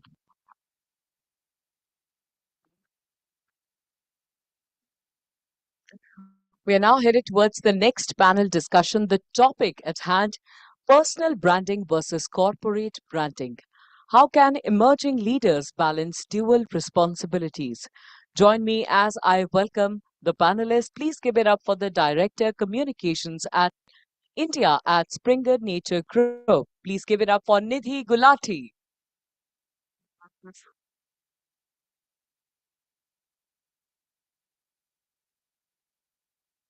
Very good afternoon, Nidhi. Thank you for joining us.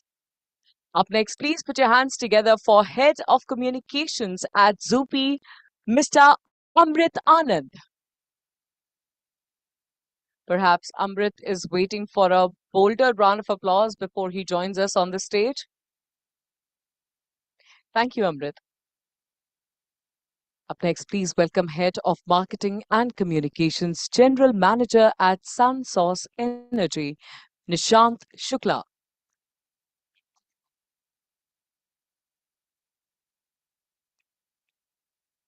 And to complete the panel, let's welcome the session chair. Give it up for the CEO at Critical Edge, Pradeep Vadva.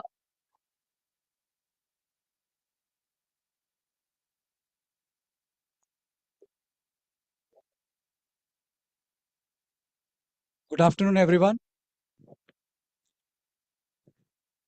So our topic is personal brand versus corporate brand. I think, and I was talking to the panelists just 5 minutes ago, that there shouldn't be a versus, in my opinion, but I am the moderator, so my opinion doesn't count. So let me start. Let me ask first, Amrit. So in your opinion, is it a versus or is it a and? So in ideal world scenario, personal branding should complement uh, the company's branding as well, but it doesn't really work. So most of the time it is and. That was a very brief answer. I could just take out the paper from my pocket, and the answer is so. Nidhi, why don't you give a stab at it? I think I'm going to agree to what he's saying. It's not an and or situation here. It is more about complementing both together. And there is no deviation there also. You can't disassociate personal brand from corporate brand anymore. Okay. That's again the same thing that we were talking about, that there is very little to disagree between the three of you.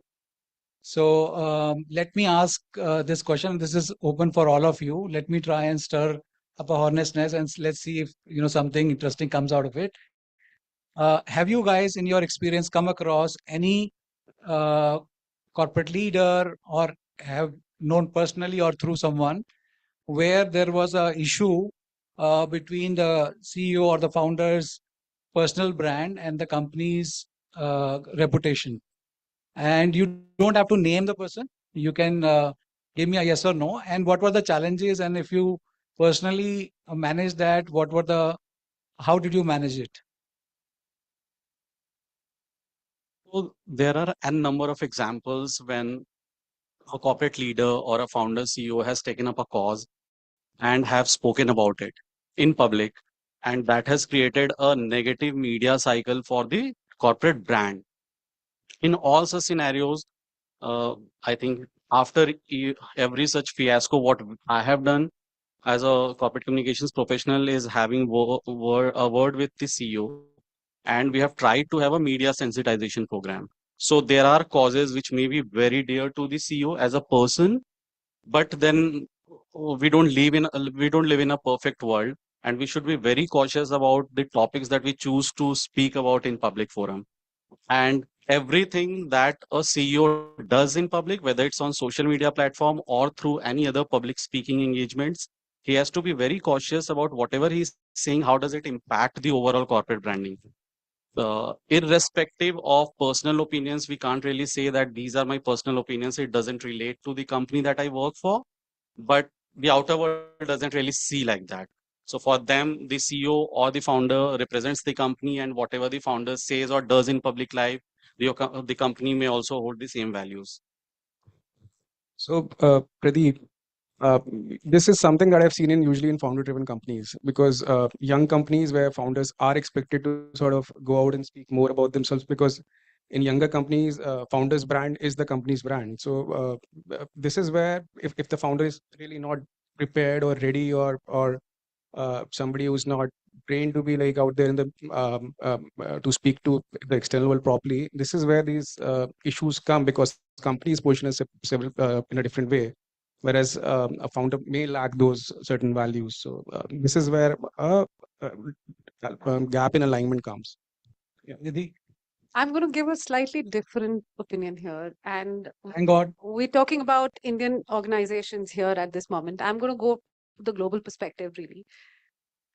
Recently, there was a case, and I'm not going to name the organization, I'm not going to name the person, but a leader in the organization who was the face of the company in the US, a global organization, had to leave. Reason being, the moment Trump got elected, she ranted out on Twitter from her personal Twitter account, obviously.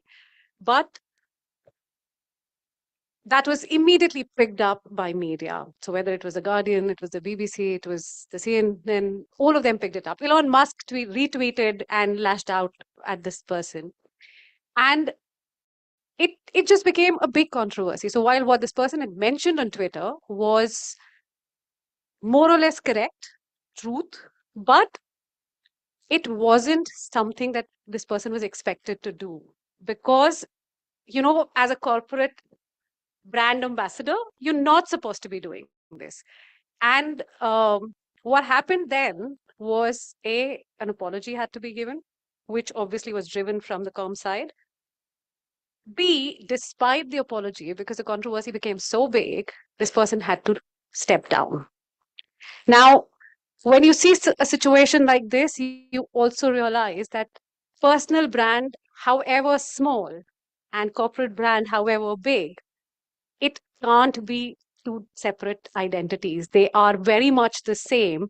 And whether a leader big or small, you will still have to make sure that you are very mindful of what you are writing or putting out in public domain as a leader of an organization.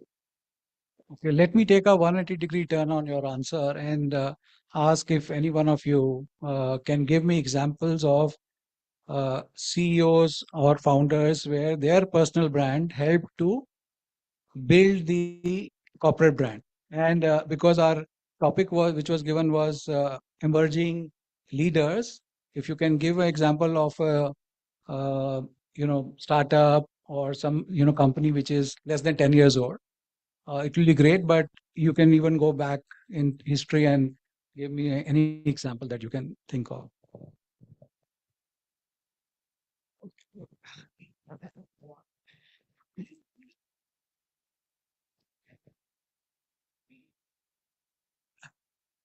Karan, why don't we get one more chair here? I think that will be interesting. She is making good points. Let's get her, or, or give or give her a mic also. Okay.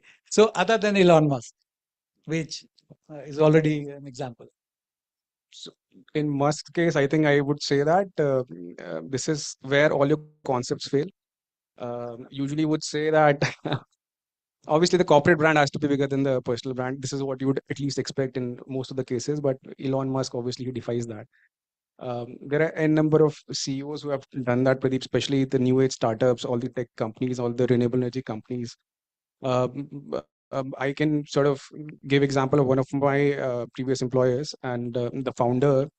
Uh, he obviously built his own reputation as the CEO of the largest renewable energy company in India, and they pivoted from a B2G business to B2C sort of business.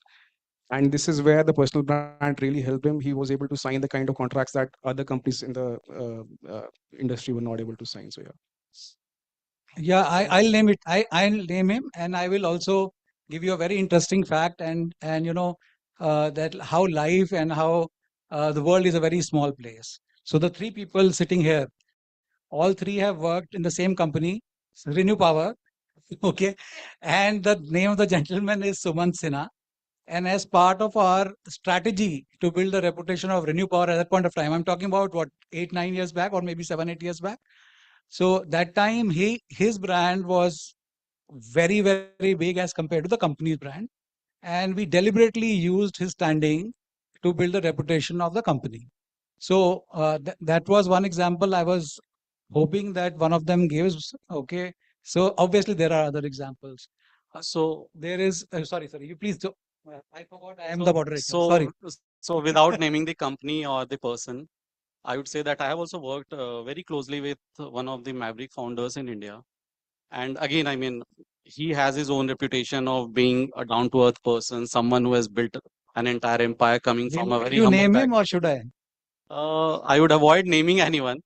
And He worked for Paytm. when the company was going through a really rough phase with regulators, with government authorities, and everyone, the moment we convinced him to stand up and speak on stage and to the public at large, the entire media narrative changed, because there was the entire perception around him that he's someone who doesn't lie to people. So if he's saying something, he still believes in his company. He's someone who's ready to hold the horses, who's ready to take control of the entire organization now. So the company will come out of this fiasco. And the narrative changed after that. So yes, personal branding of the CEOs also helped during trouble times. And since both of them have started with, startups, I'm going to go with an established organization. I think the best example, and Karan just mentioned, is Anand Mahindra. I mean, he is one person whose personal brand beautifully complements the corporate brand and the vice versa. Both of them are always in sync. I have had the opportunity to work with Anand Mahindra closely, so that kind of also helps me understand how he thinks about it and how he has always prioritized a marriage of sorts between the corporate brand and personal brand. But then he also makes his personal brand very, very authentic, which helps, bring in a lot more credibility. So while Mahindra's is an established organization, uh, a lot of times Anand Mahindra goes and takes a stand, which may or may not really be the corporate stand, but then he beautifully aligns these two in a way that it automatically comes together. And I think that's the beauty of a personal brand, a strong personal brand, really uplifting a corporate brand as well. Yeah, a couple of other examples I'll give, and it's not necessarily they have to be there on social media, is PepsiCo CEO Indra Nooyi. Indra Nooyi, built PepsiCo's or changed PepsiCo's reputation from the seller of sugar water to a company which also sells Quaker Oats, Tropicana. And not only was it a external approach, all these acquisitions were brought in by her when she was the CFO. So a strong personal brand in majority of the cases, until unless you screw it up badly, will help the organization. That's my personal belief. And in case you don't agree, please feel free to air your thoughts. I will now start with Nidhi again. So Nidhi, have you, and I'll first give you an example and that will clarify what I'm trying to ask. So when I worked with maybe 7-8 CEOs during my tenure at PepsiCo. So one of the CEOs, and that is why I will not name the person, one of my jobs from the global team was every morning I used to get this email saying, rein in your CEO. He is on too many panels. So now, have you ever come across such a scenario where the personal brand, and I'm talking now as I'm making a distinction between founders and professional CEOs, where because founders usually the of companies which are famous are either mavericks themselves or they are a brand in themselves. So that's given. I think we have discussed a lot of those. Any professional CEO that you have come across whose personal brand was overshadowing the company brand? And again, if we can restrict it to an emerging company, great, but that's not the final destination. I would say many, but and again, without naming people, uh, there are a lot of times when you really have to, you know, pull strings and say, "Hey, you got to stop." You don't have to really go all way out. A lot of times, people in their exuberance say things that they do not intend a certain way, but are perceived a very differently by the audience there. And I think that's where the distinction has to happen. That's where what you were mentioning about media sensitization, media trainings, and I know most of the leaders don't like it because they say we know it all. They know it all. They don't want to be trained, so to say. And I agree to that. I totally agree to that. So most of the established leaders, they always do.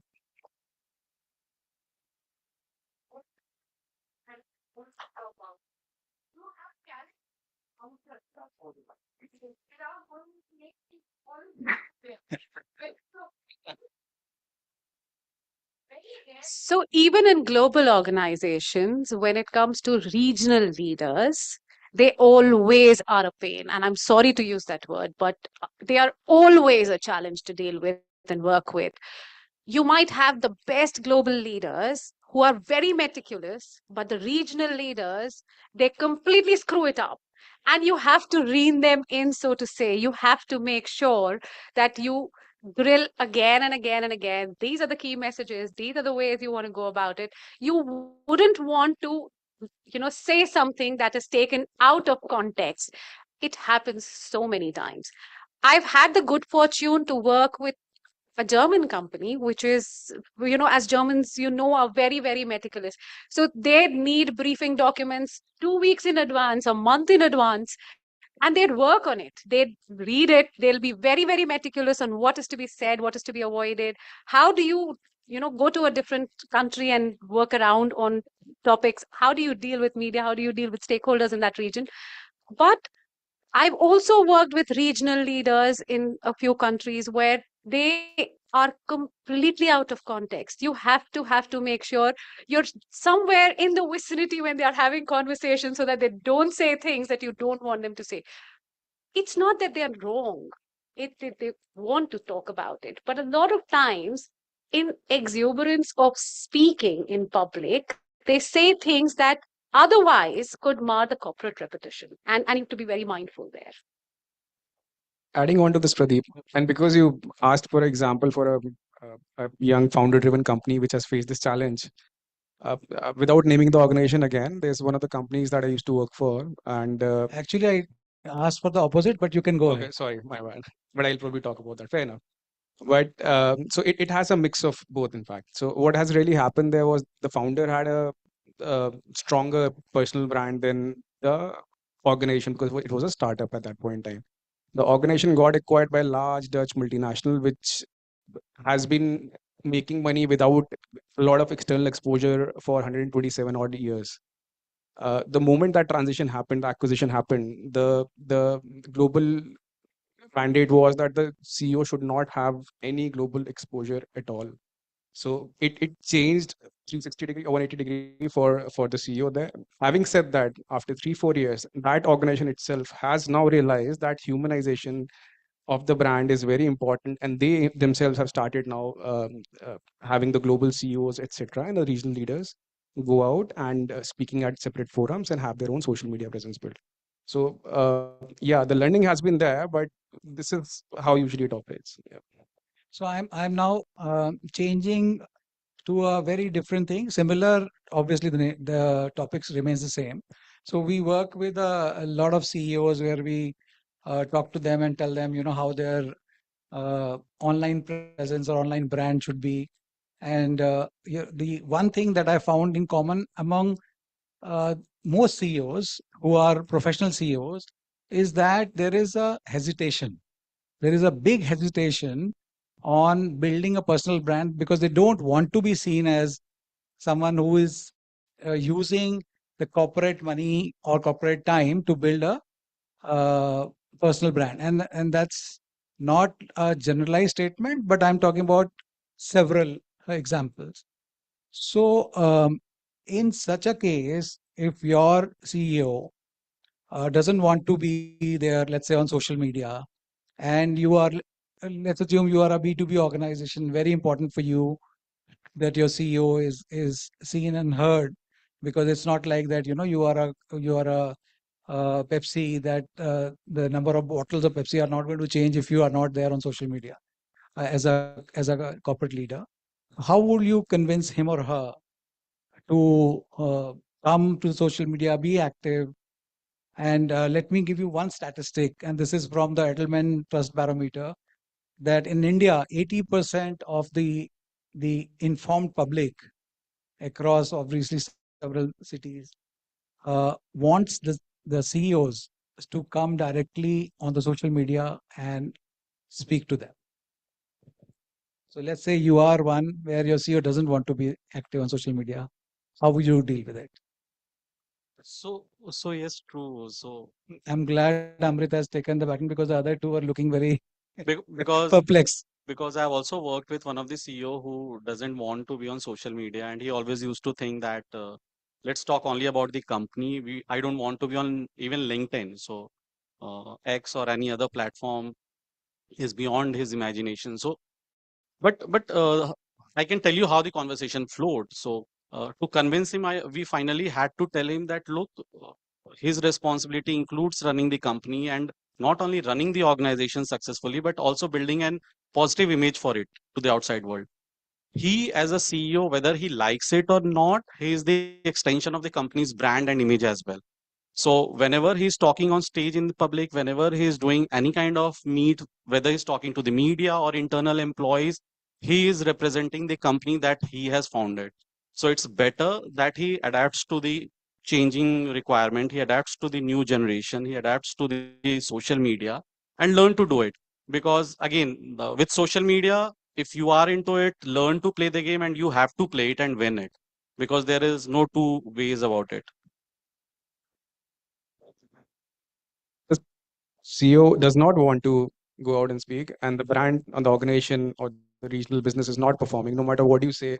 In my experience, at least, I've not been able to convince this person, because usually what happens is these guys are asked in the boardrooms, and if somebody at the top has a ego, and then these guys are answerable there. So if the organization is performing, then you can go, and of course then you can give them all the statistics and information and all the logical pointers, and you may be able to convince them. If the local business is not performing, then the CEO, no matter what you say, will not go ahead into it. I think I'm going to say that it's not just the CEO, a lot of senior leaders. Again, there is no debate here that you can't avoid social media, not in today's times. I remember 10 years ago when we started working with one of the leading corporates in India, and the leaders were not comfortable being on social media. And we still do that. I think Comms has this job of managing their social media accounts. We manage, yeah, a lot of organizations do that. So the intent was not to manage their accounts forever. The intent was to give them a head start, make them see the potential social media has and how they can leverage it for both personal branding and corporate branding. So I think that helped. A lot of global organizations, even today, the CEOs obviously have their social media accounts managed by the communications teams, but they are very clear as to what they want to talk about, how they want to go about it. I think there are two aspects to it. One is the aspect of social media and having a lot of content go out from social media on their personal accounts, which obviously teams can manage. The other bit was what you mentioned, Pradeep. If people want to hear them live and if they are not ready or not willing to, how do you get them there?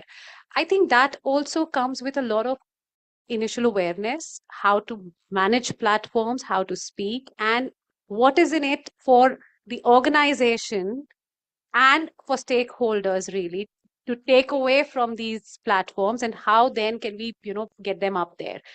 It's not easy, it takes a lot of preparation, and I know that working with them, we've got a lot of leaders prepared and ready to speak on social media as well.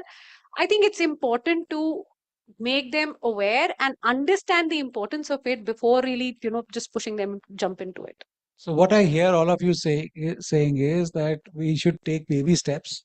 So this is for the audience. I'm just translating to normal English. That, that let's take baby steps. Let them see some success. Let them get comfortable, and then they will turn around eventually. There is no magic wand that anybody has. It has to be done individual to individual. It will vary. So have I correctly? Absolutely, So absolutely. just to add to what you are saying, that most of these CEOs and most of the founders themselves are natural storytellers. In fact, that is how they raised money, right? And they built this entire company. So we as communication professionals, our job is just to fine tune their storytelling ways according to the new generation or according to the audience. That's it.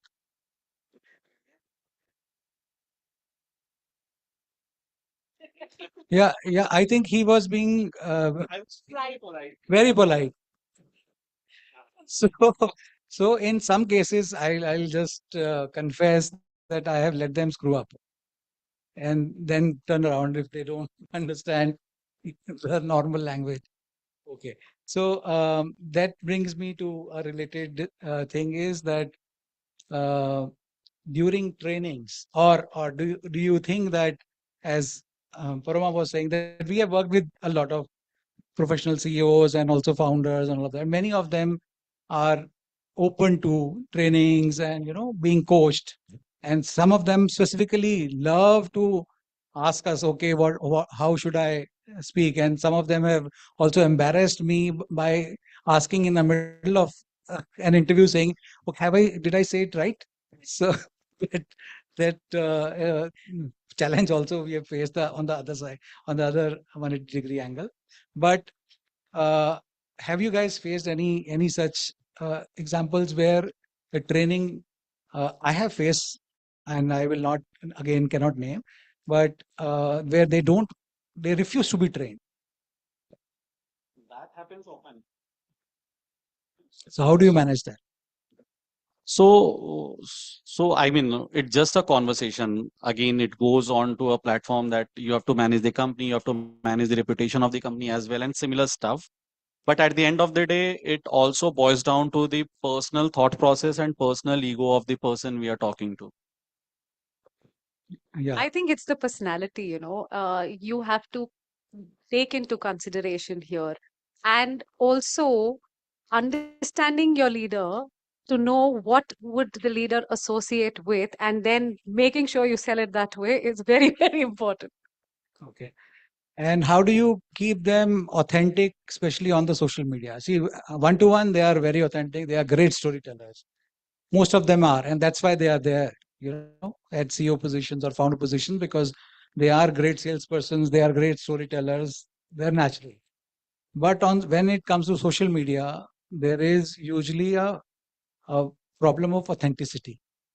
And I'll give you some very funny example that the CEO is just reposting all the posts of which are put on the company by LinkedIn with one or two liners. It feels so lame. So how do you manage to get the authenticity in? And the second problem, and I'm just giving you a few problems, is that they will leave it to their team. They'll say, I don't have the time. If you want to do it, that's the other, I would say, if I have to categorize into 4 or 5 different types of CEOs, they will say, okay, you are up, every day you come to bother me. Okay, you manage it on my behalf. And then there are others which you guys were giving example where they will go on a different tangent altogether.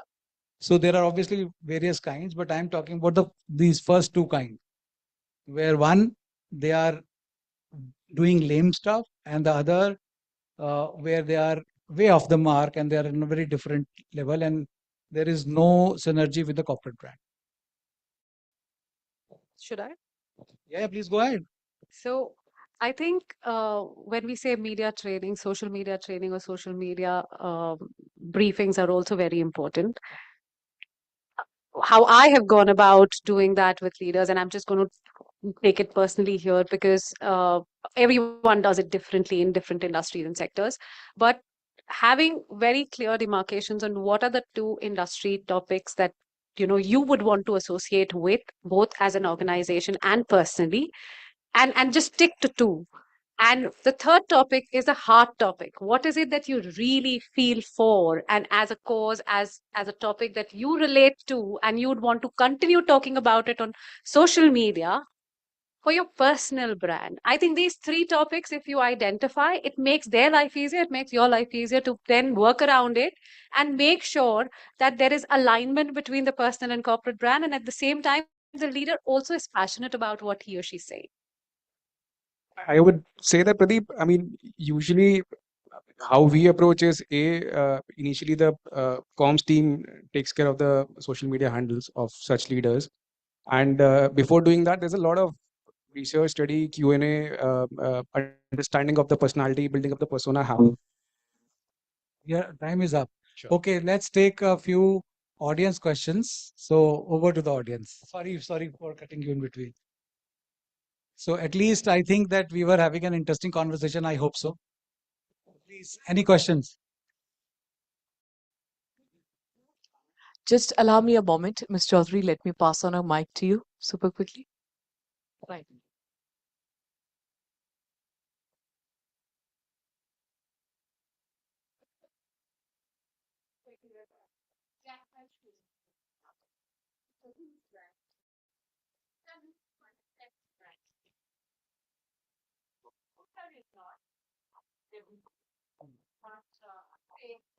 Jeff Bezos certainly is. So there are huge advantages to having a brand CEO. They can completely change the narrative. If you see the congressional hearings of these four global CEOs, you just see how, what a hockey stick approach Jeff Bezos has. But that's a very risky thing to have. If you're not that confident or qualified, it can just the whole thing can land on its face. So, as professional communicators, and there are plenty of founder CEOs in India who completely land on their face all the time. So, would you recommend now these days that should communicators build brand CEOs? I don't mean people like Bhavesh and Ritesh and all that who already have very large personas, but now the younger folks. What are the advantage of building a brand CEO versus let the organizational brand speak for itself and not the CEO? So what? Pradeep, you can take it also. Yeah, I'll say one thing and then I'll leave it to the panelists. Today I'm reining myself, and being a moderator, is that I don't think there is a will you or should you. The lines have blurred completely. So now it is a question of to what degree. You cannot have a CEO who's not on a brand because everybody. So let me take a very different approach. Who doesn't want to work for a CEO who is charismatic? Who doesn't want to work as a partner to companies where the CEOs are well known? Who doesn't want to?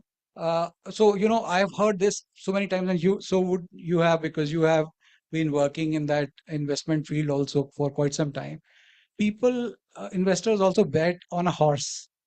I've heard this line so many times that I'm betting on the person. So it's horse means not horse betting, but on the person. And obviously, so one uh, person who is a brand with the same idea versus another person with the same idea but not a brand, it's very simple who you are going to choose.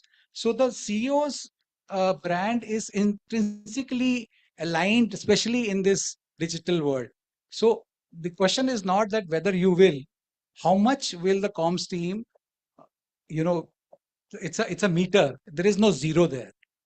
There is starts from the middle and goes to Elon Musk, which is obviously a no-no. So you have to have a balanced approach as a comms person if you are given the choice. The other point I want to make is that 90% of the times you don't have a choice. Either the person is on their way to becoming a brand, if I'm talking about somebody who's still has to become a brand, or they are not.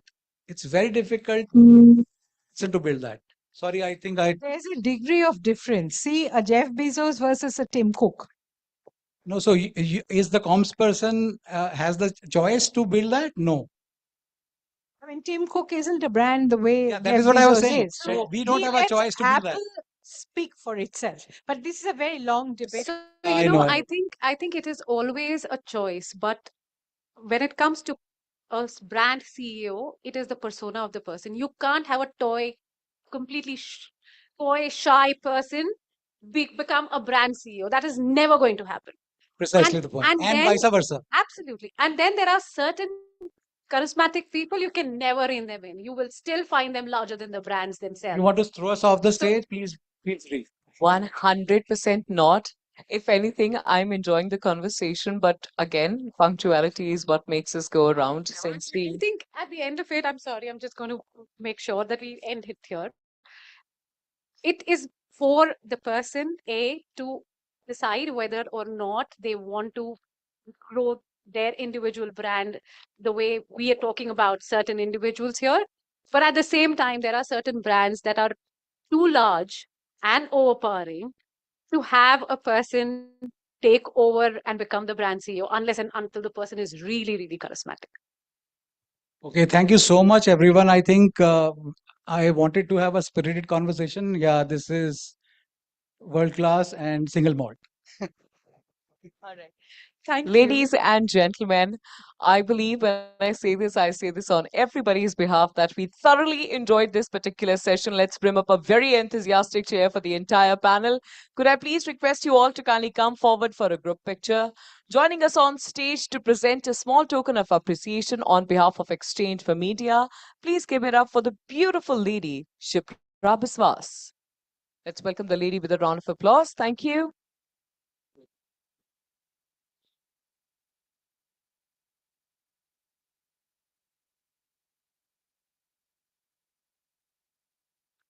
And just to second Nidhi's opinion that you cannot deny the power of social media, I'm certain you'll be taking a lot of pictures or videos across the day.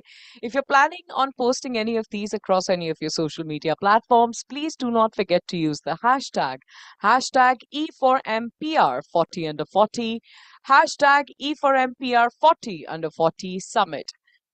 This brings us to the last panel discussion of the day. The topic at hand, mastering the art of strategic storytelling.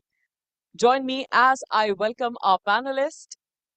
Joining us on stage is the founder, Compass Communications. Please put your hands together for Rafi Q. Khan.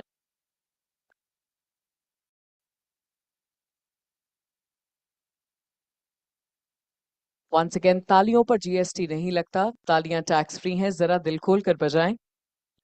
Up next, welcoming on stage the international marketing consultant and brand strategist. Please give it up for Atul Raja.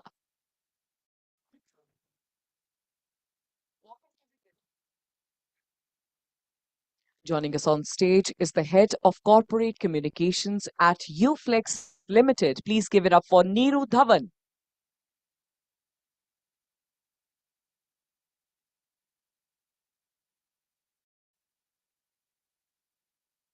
Time to welcome the next panelist. Joining us on stage is the Managing Director, India and Head of Corporate Affairs, Asia Pacific at Zeno Group. Please put your hands together for Abhishek Gulyani.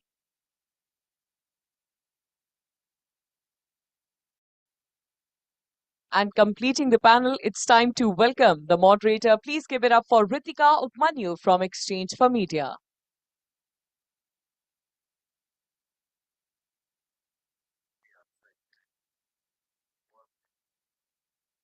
Well, here's hoping that my voice is audible enough. Could I please request someone to open the door so that Mr. Gulyani can join us inside as soon as possible?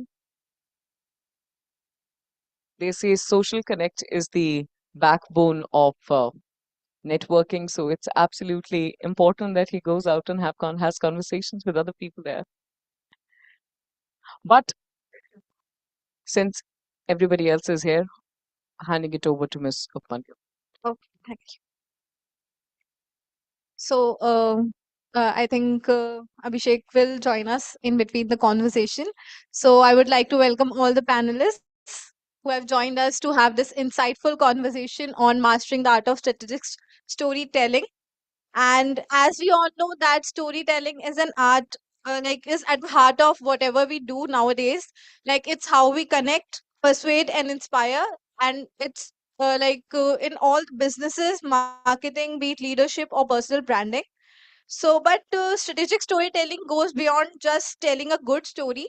It's about crafting narrative with purpose, impact, and alignment with the different goals of like stakeholders, internal, external. And today we have an incredible line of experts who will share their insights, experiences, and strategies on how we can master this art of storytelling. Uh, Mr. Guliani is here, so I would like all of you to welcome him with a round of applause. Ladies and gentlemen, let's bring up a very enthusiastic cheer for our panelist, Mr. Abhishek Guliani.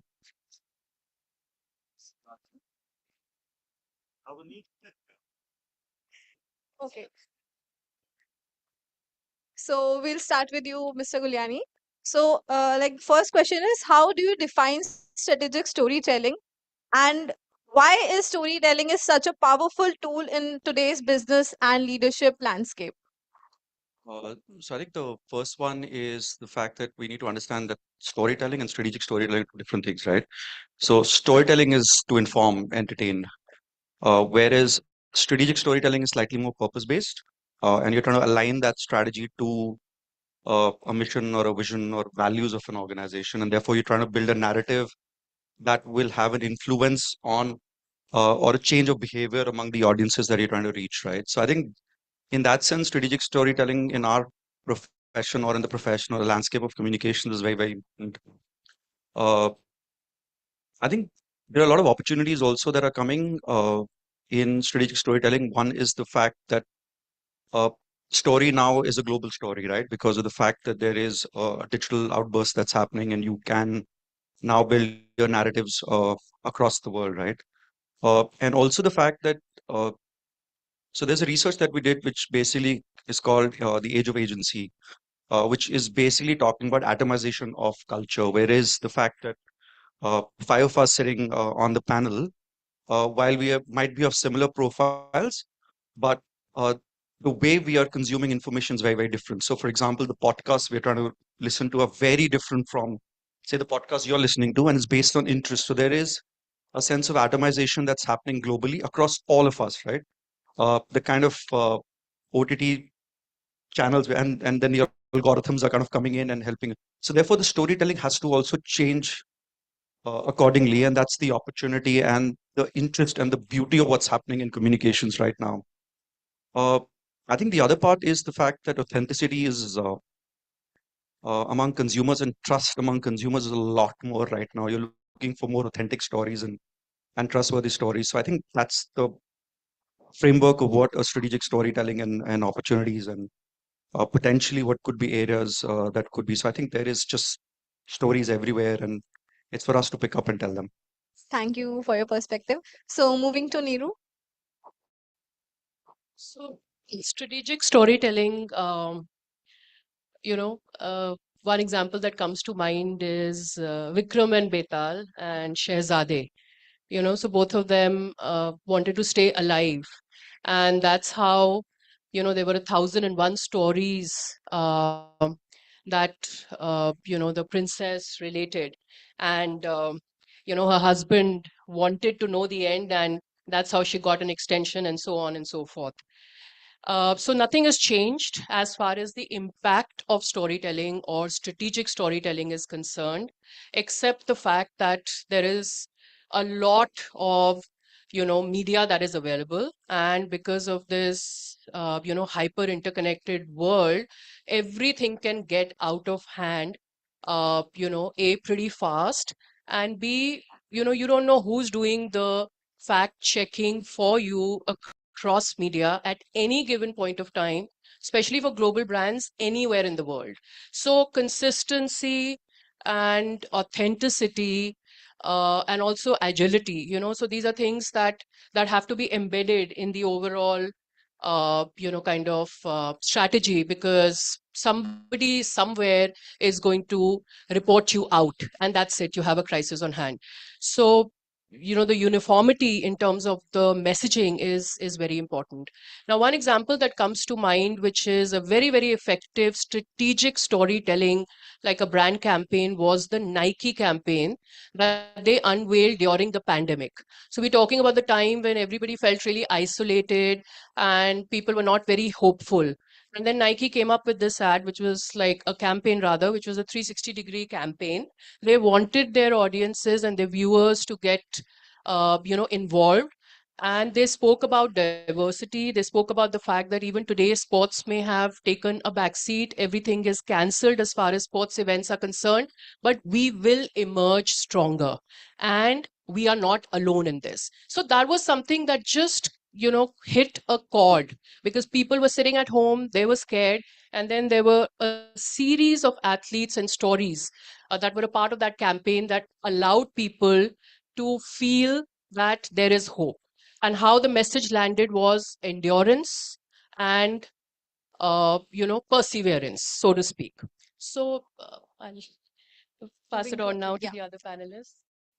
Yeah, I feel, see, strategic storytelling is, nothing new. It's, ages old. I think the most strategic storyteller was someone called our mother. And all of you can correlate. When you say strategic storytelling, I mean that is storytelling against some key objectives, some deliverables. And if the deliverable is to put your child to sleep, I think the mothers have been the most strategic storytellers. They have been most successful in that. And if and so there is nothing new about storytelling. There is nothing new about strategic storytelling. But why are we discussing it today? Why are we sitting in this panel here? And why this topic? Uh, I think because it is perhaps one of the biggest differentiators in marketing communications today. A lot of people have been talking about emotional element and functional elements, but I think all that is past now. People now want to correlate to stories. Marketeers, advertisers, and traditional storytellers, book writers, authors, they are all wanting to, use those keywords. The keywords are connect. How do you connect with your audience? And storytelling is a key technique. And I was just sitting here and I know there is a lot of crap about storytelling and when you Google and things like that. So I was just thinking what could be a great definition, and I just wrote a few lines here. And I just, I feel storytelling is actually putting your imagination to test in a manner that, with characters, with plots, by simplifying some very complex, some very scientific, some very difficult topics, so that it is for the common understanding of all. I think this sums up what storytelling is. And I have been a career marketeer all my life, And how do you simplify things? The more simple the story, the more powerful and compelling it is. And the second part of your question, obviously, I think it's storytelling is a key differentiator, and why it's becoming very critical today is because the social media has exploded. Today's marketing world is defined by digital marketing, right? When we were growing up in marketing, it used to be you do one print ad and one TV ad a quarter, and your marketing and your budgets were done. From now, and then it was your media that defined things. It was your creatives that defined the content. Today, it is your content that defines the creatives. So that's the importance of content, and hence that's the importance of storytelling. So if you see, there is so much content out there. There is so much clutter out there. The attention span has, totally shrunk. Now, for storytellers, this is a big challenge. Like, how do you repurpose your content all the time? Number one. So that's the importance. And secondly, how do you uh, basically handle so many platforms that have come up?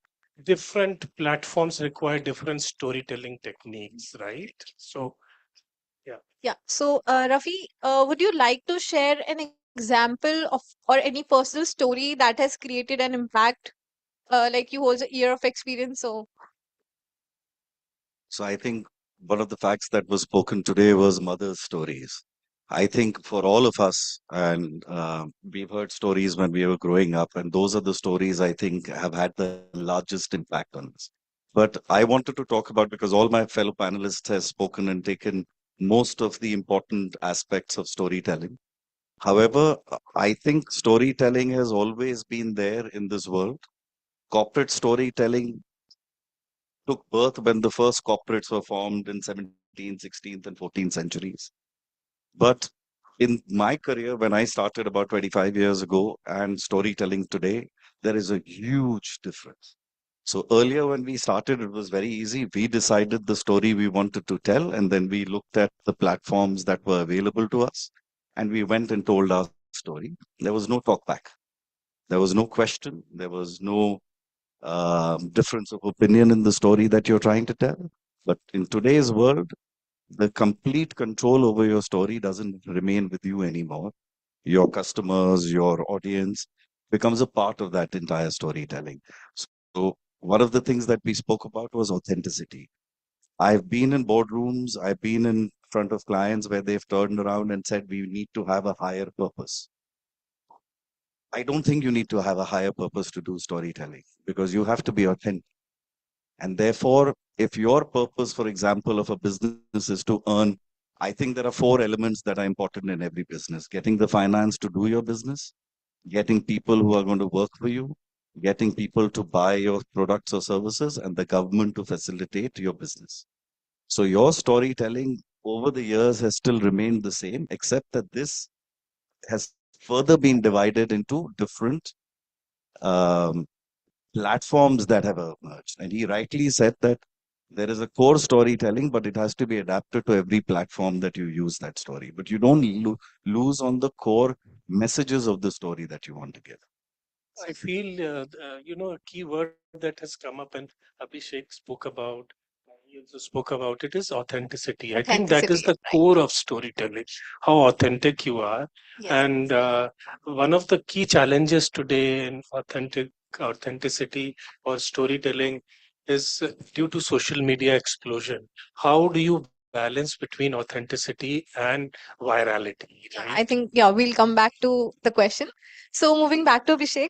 So like what are the common mistakes organization make while creating their brand stories nowadays? And how can they create a balance between data driven storytelling and the emotional appeal?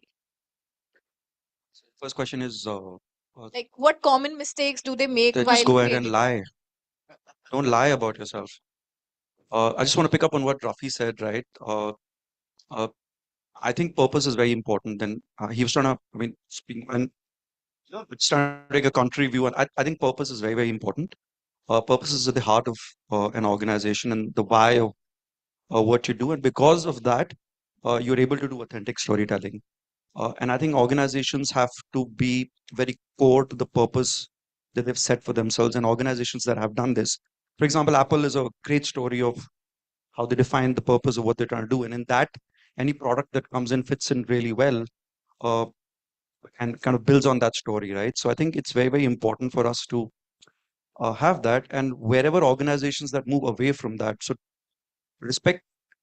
One of the things that's happening again is, and on purpose, I think there was a comment on if you want to make money. That's a very shareholder view of thinking, right?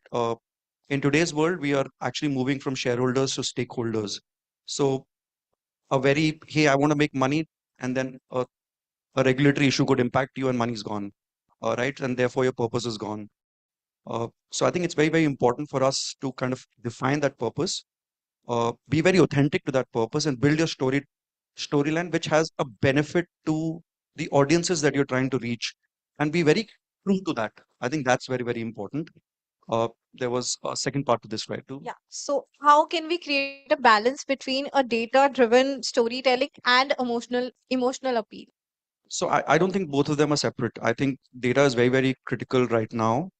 Uh, in fact, data and Al Club, how artificial intelligence is also coming up, is very, very essential to how you could do emotional, authentic storytelling. So it's not a versus. Data can tell you information that is required for you to build emotional storytelling. We don't have to now, uh, you don't have to do those secondary on paper research and build it up, but you can actually use data to find that authentic information on how your behavioral patterns are or how your different audiences are reacting. And to what then Atul spoke about, that hey, social media is so how we're all different, consuming information differently. Therefore, I could do storytelling using that data to kind of bring that. And I want to just give an example of the mothers because that was being spoken about. Uh, don't want to name the brand, right? Uh, Insurance. Uh, it was a research that basically spoke about the fact that while more men could be buying insurance, but the influence is done by women, right? And these are young mothers who are making those decisions or influencing those decisions. You know, when do they consume that news? At 12:30 to 3:30 in the morning when they put their child to sleep.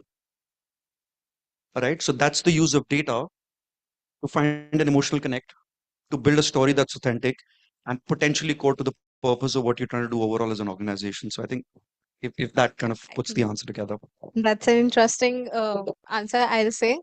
And moving to Niru, like what role does AI and technology play in shaping like storytelling strategies today?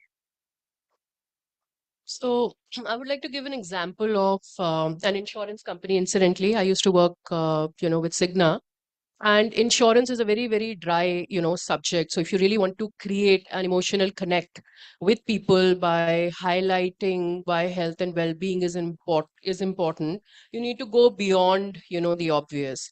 So using AI, we built an algorithm and got one of the world's best, digital artists to collaborate and created what was called a stress diagnostic machine, which wasn't a substitute for ECG but came close, where you went and you had these gadgets kind of uh, assessing how stressed you were. And there was a portrait that was generated where, using different colors, you analyzed your stress levels. And they changed. So if I had 3 cups of black coffee and I went and got that stress portrait, it looked significantly different from when I was rested. And instead of talking about insurance and why it was important, that one portrait opened so many doors for us all over the world. So that was a beautiful mix of AI, technology, and emotional connect. So, Atul, what's your take on this? Yeah, first I'll quickly go to your mistakes question. Like what mistakes? Because, and with the caveat that we tend to look at mistakes in retrospect, not in prospect. But this has huge learnings, perhaps for the audience also here. And I personally feel the first mistake that happens is too much of me in storytelling, too much of the brand, too much of the product, too much of the product characteristics, and highlight this is what we are.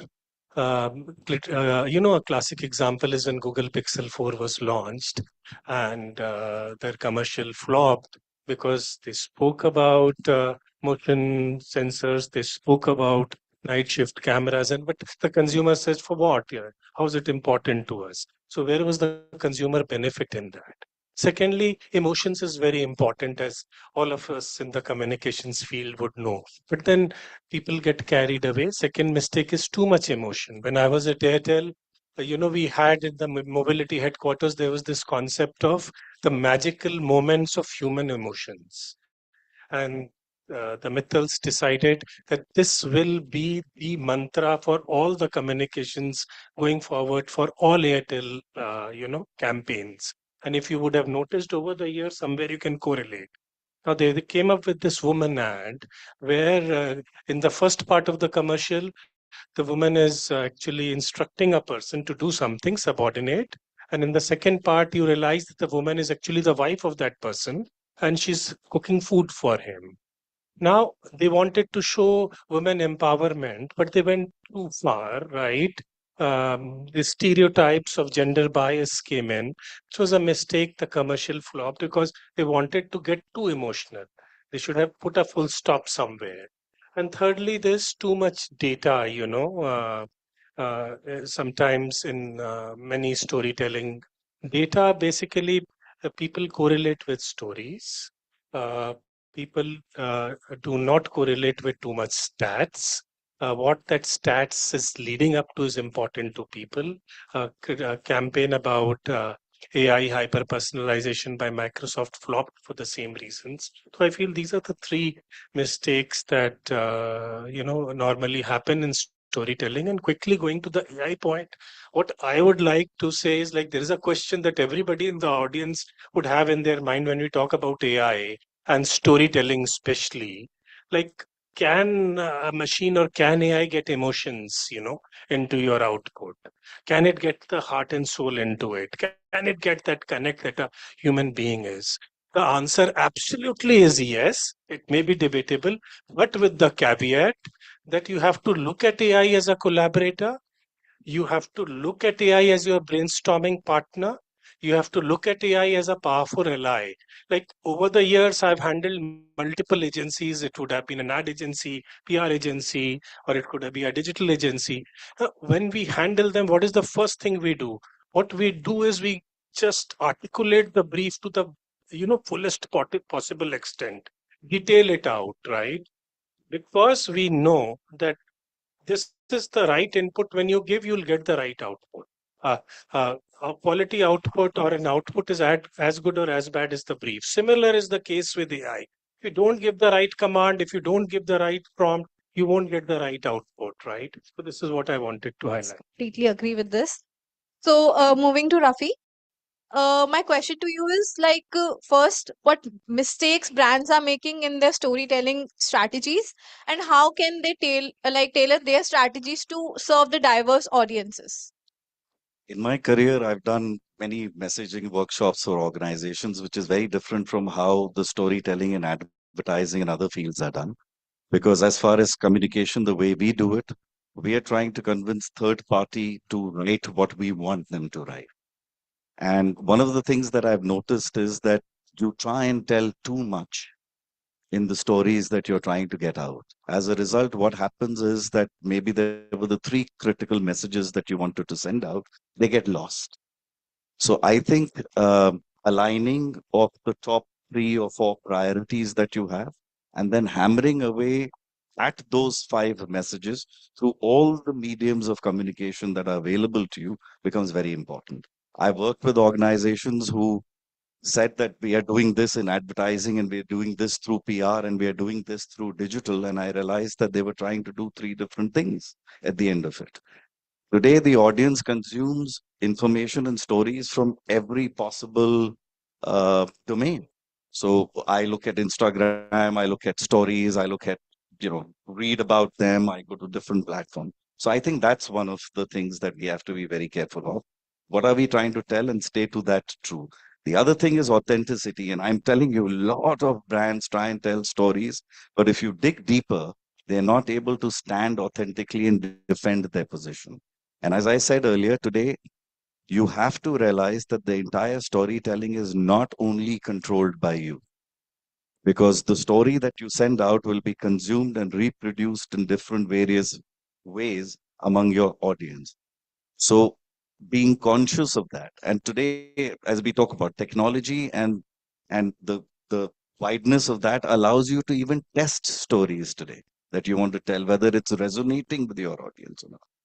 So sometimes you tend to, as Atul said, that sometimes it's inward outside where you're not looking at and matching it with the expectation of your audience. I think those are the bigger mistakes that we make. Then there are many others that we've all made in our careers as well.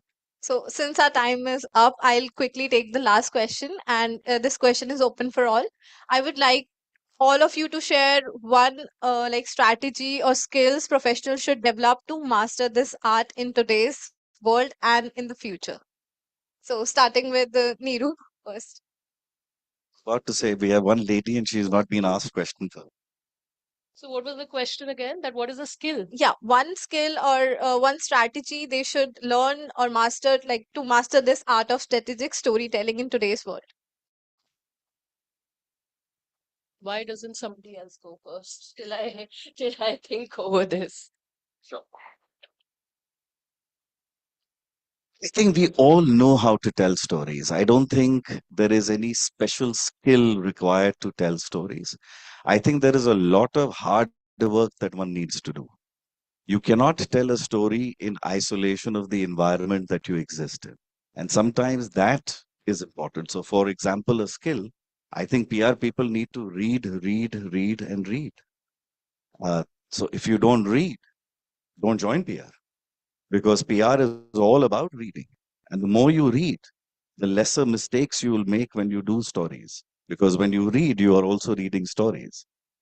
So I think that's one of the biggest skills. Can I just come in here, right? So I'm sorry, I'm taking a contrary view to Rafi today a lot. That's what makes it interesting. So, when we were starting a career, right, we had to reach, and Rafi would know this, come at about 5 a.m. in the morning and track papers. Uh, the one thing that I learned, don't read, track. That's a huge difference. So, oh yes, oh yes. So there's a huge difference between tracking a paper and reading a paper. In PR, track it well. Yes, get the time to read, and you should build your knowledge. But when you're trying to do measurement, and if you end up reading, you'll never end up sending your report out at 8:30 or 9 a.m. or whatever. But yeah, I mean now there's great organizations that are doing this for us. But sorry, I mean I just wanted to kind of bring that in. No. So when I said read, what I meant was from my experience when we were juniors, we didn't read because there was no time. We had to tear it out of the paper, stick it with glue, send the report. That itself took hours to do. So we never read. Until I didn't become a senior, I wasn't reading. I was tracking. So I think one of the skills that is required for it's not limited to storytelling is to be able to call out. Whether it's your executives or whether it's your spokesperson, to be able to stand there and stand your ground, because that is how you ensure that there is authenticity, for example, or trust that is being built through your storytelling. So the art of storytelling over a period of time can be acquired, cannot, I don't know, it depends. For a few of us it's inherent, right? And that's why we enjoy being where we are, because we like storytelling. But if there is a skill, then it is to be able to call out the BS. And Of time. So Okay. can you please quickly? Okay, so I think copy and content skills are absolutely important. I feel you can let your imagination fly, but if you can't give it shape and thought on a piece of paper, so you need to be a good content person to be a good storyteller. At the same time, and I'll exemplify this by what my professor told me years back in my class at IIM Ahmedabad. He showed a very old film, perhaps in Europe. A beggar is sitting on a street and he's saying, "I'm blind, please help." And people all around him are just passing by, and nobody's paying attention. There comes this lady. She flips the placard, writes something on it, and she moves out. And then the commercial shows everybody's putting coins. And so, what did she write? Then the camera flips back. She had written, "It's a bright sunshine day, but I can't see it." So that is the power of content. That is the power of copy that gets into storytelling. Just try to wrap it up quickly. I think one is for good storytelling. I think the starting point is the fact that you need to understand your audiences really well and define them really well. And then I think instead of selling to them, understand what they need and sell for what the benefit they're seeking from an organization. I think that is absolutely critical. Use a lot of data and insights to build your storytelling, and then have a very clear, concise story that you want to communicate to each of the audiences, because in today's world you can't just have you can have one narrative, but you need to have multiple stories and multiple formats to kind of speak about, right? Uh, Also, I think artificial intelligence is real, so make it your ally, as Atul also spoke about. I think bring that core to your strategy in terms of how you could use that to So bring enable curiosity, story. Yeah. anticipation, deep dive into the subject right away, be hyperbolic, create dramatization, create contrast, create common ground. I think these are some of the things. Be emotive, bring emotion into the stuff. So these are some of the Guru mantras. Thank you so much, all the speakers, for sharing your wisdom with us and on the topic of Master of Strategic Storytelling. So, this is the panel, and a huge round of applause for all the speakers. Thank you very much. Thanks a lot. Could I please request everyone to kindly come forward for a quick picture? Also joining us on stage to present a small token of appreciation on our behalf for your valuable insights and your time is Mr. Prashant Rajput from Exchange for Media. Let's welcome the gentleman with a round of applause. Thank you.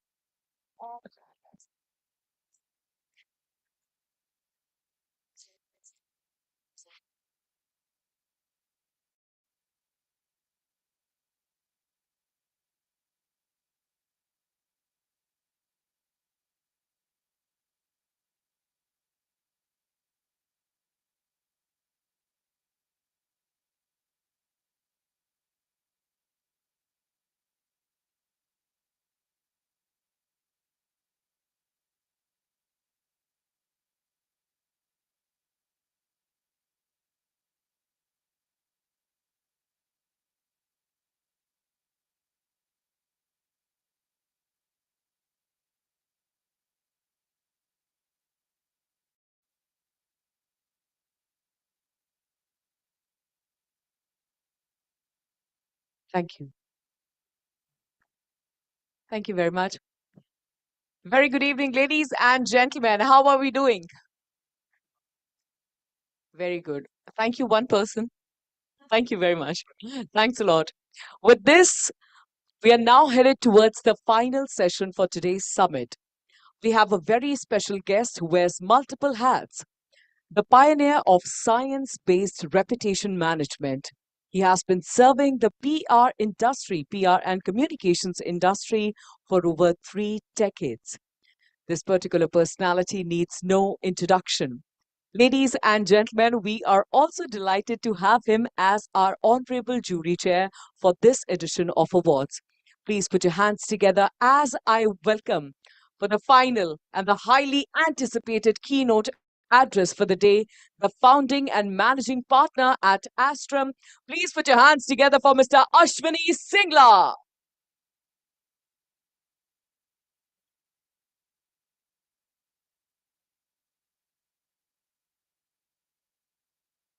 Hi, good afternoon. Am I audible? Thank you very much, Exchange for Media, Dr. Batra, Naval, Karan, for giving me the privilege to chair this very eminent jury. And of course, thank you to all the jury members for their contribution. I think today's 40 under 40 recipients would be, as always, well deserved. But more importantly, heartiest congratulations to each one of the winners who's in this audience. So with that, let me just do a very quick uh, survey to understand who's in the audience. Uh, how many students in the audience? If you are a student of public relations or in a college, just raise your hand so that I know that you're still pursuing a career. None? How many people here who are under 30? Oh, all right, so potential 30 under 30s in the room. People in the 40s to 50s. All right, not many 40 under 40s, yes, in the room. And then of course there are some of us who are above 40. I won't tell you the age. All right, so with that, let me just, when Karan spoke to me about the keynote, well, he's talked about talking to the 40 under 40. So I've sort of mentally prepared to talk about uh, uh, that sort of audience.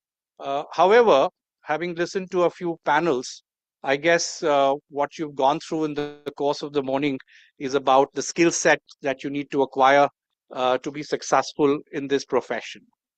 Now, I've spent about 3 decades now in this profession. 95 is when I joined this public relations industry.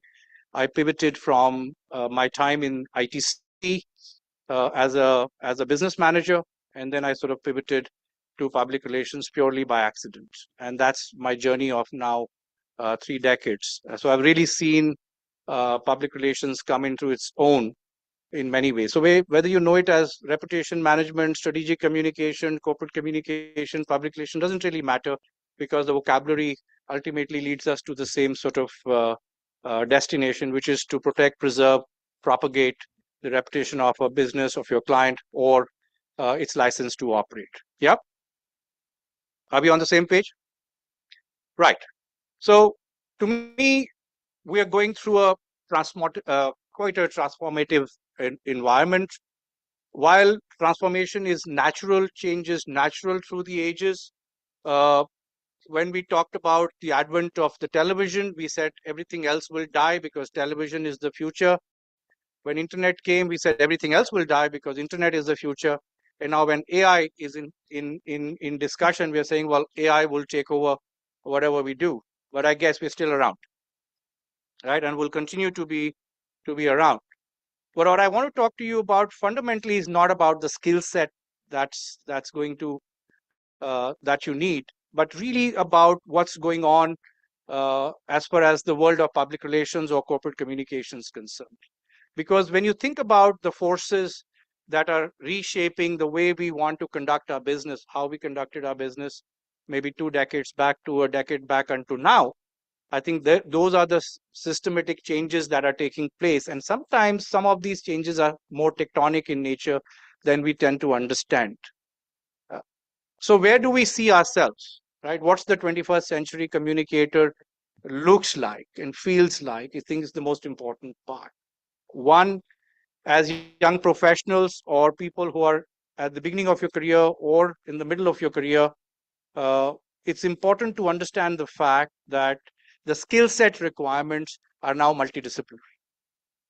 There's no unifocal skill set. What concerns me is the fact that when I talk to young people about what's the day looking like, or what does your day look like, a large number of people tend to come back and say, we spend a lot of time pitching ourselves and our clients to the press. Am I wrong in assuming that, or am I correct in assuming that? Those who agree with me.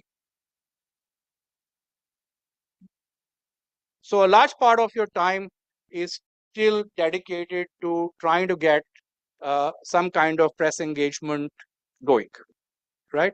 And I'm not somebody here who's sitting here and deriding the fact that the press engagement is negative or positive. I think press engagement is important. It's what you do with that engagement that is fundamentally shifting, right? We are moving from what I call a news-based organization to what is called a views-based environment, where perspectives, views become more important than the pure propagation of news. The difference between publicity and actually strategic media relations. But where does that lead us? If that fundamental shift is taking place, where does that lead you? To only one destination, knowledge. Because you can't have an honest or a substantive conversation with anybody, whether be it a journalist, whether be it a chambers of commerce or a research organization, if you don't have a grasp of the subject. So a very important part that's fundamental to what's happening in the world is the fact that we are becoming more knowledge centric. It's no longer good enough to say I'm a bridge builder and I'll be an interlocutor between a client or its entire media environment or a journalist. Paroma here was a very dear friend of mine for many, many years, started a career as a journalist, will tell you so. A journalist will not respect you if you don't come from a knowledge base. To have an intellectual conversation, you need to drive intellect into your work. I think that's the fundamental problem that we have. And when I see posts on LinkedIn about public relations people and media and journalism and press, and I feel bad that people at this point of time still continue to write about the fact that public relations people don't come with the level of preparation that is needed to engage in a meaningful manner. And I think that's where the rubber meets the road, and those who are successful and those who are not is at that point of intersection is how much you have invested yourself in powering your intellect.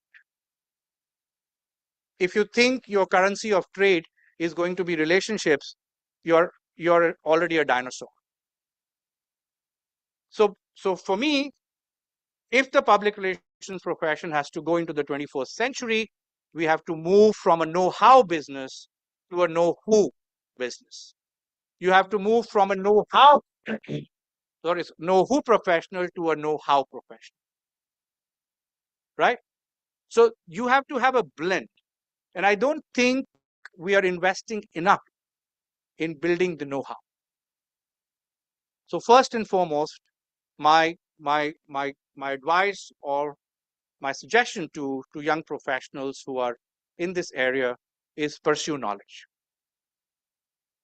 The more you understand, and again, I saw a couple of panels, whether it's the context or the nuance of the society, it's the context of your business, all of that can only come, or simple like storytelling or reading. What is it all about? It's about powering your intellect.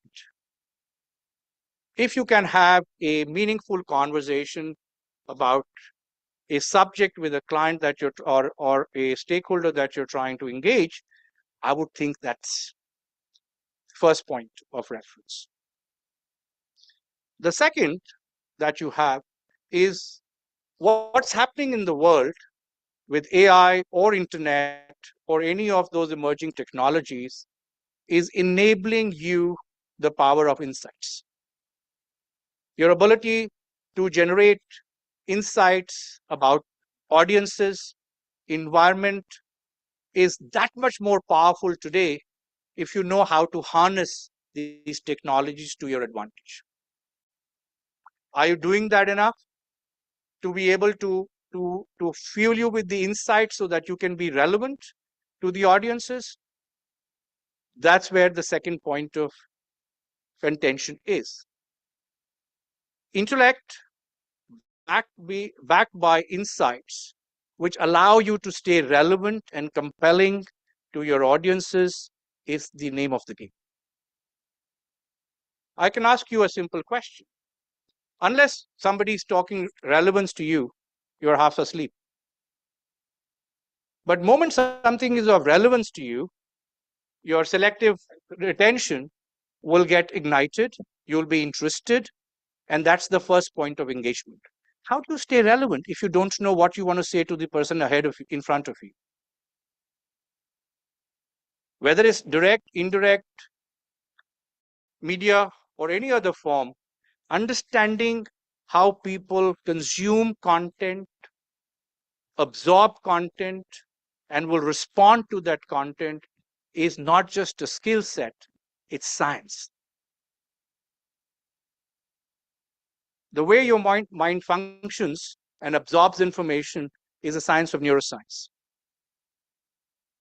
So when you think about the future of public relations, I believe the trifecta of data science, social science, neuroscience is the investment in science that we will need to make to become professionals who can actually be in the business of influence or persuasion in an ethical way. Those are the words, those are the areas that I want to leave broadly these thoughts with you around knowledge, insights, and the pursuit of science to be able to generate the kind of influence or persuasive skills you need in the future to be able to become a top-notch professional.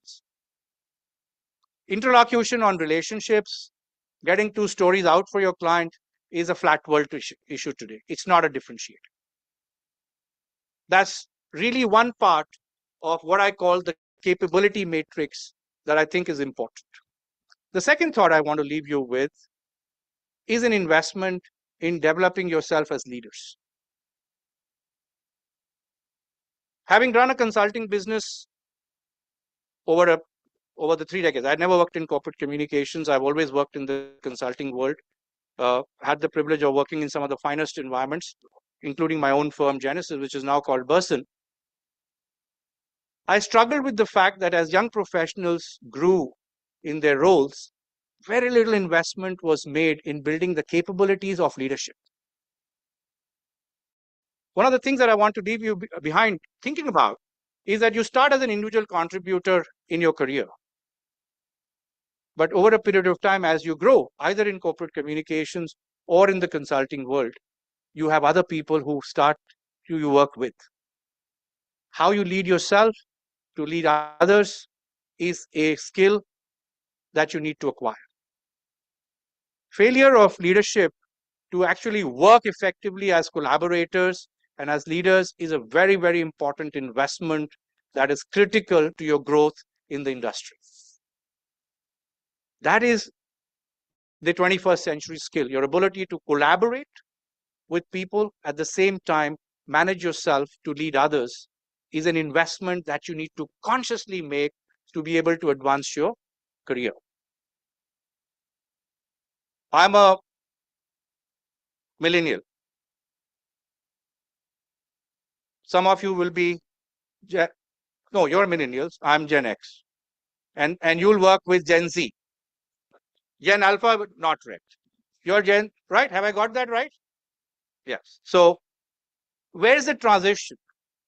Some of you who are working at the cusp of that change are also going to start to work with the new generation of talent that's coming in, to the people who are in the 40s.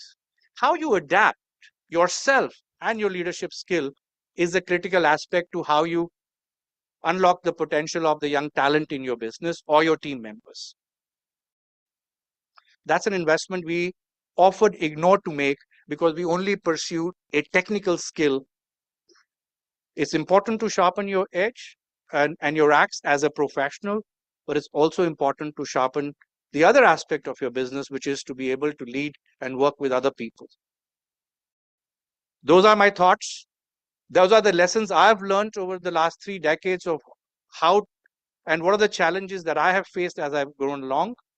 And I'm happy to have a conversation with any one of you who wants to come by and have a chat while I'm here.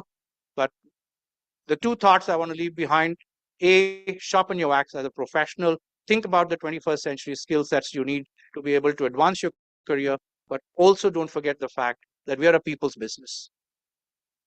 Working with people and collaborating and leading people in time ahead will be the key to your success. Thank you very much for your time. I really appreciate the honor and the privilege to be here. Cheers. Thank you very much, Mr. Singla. Could I please request you to kindly join me in the center stage to present a small token of appreciation on our behalf for your valuable insights and your time. Joining us on stage is Mr. Rahul Bharti from Exchange for Media. Let's welcome the gentleman with a big round of applause. Come on, everyone.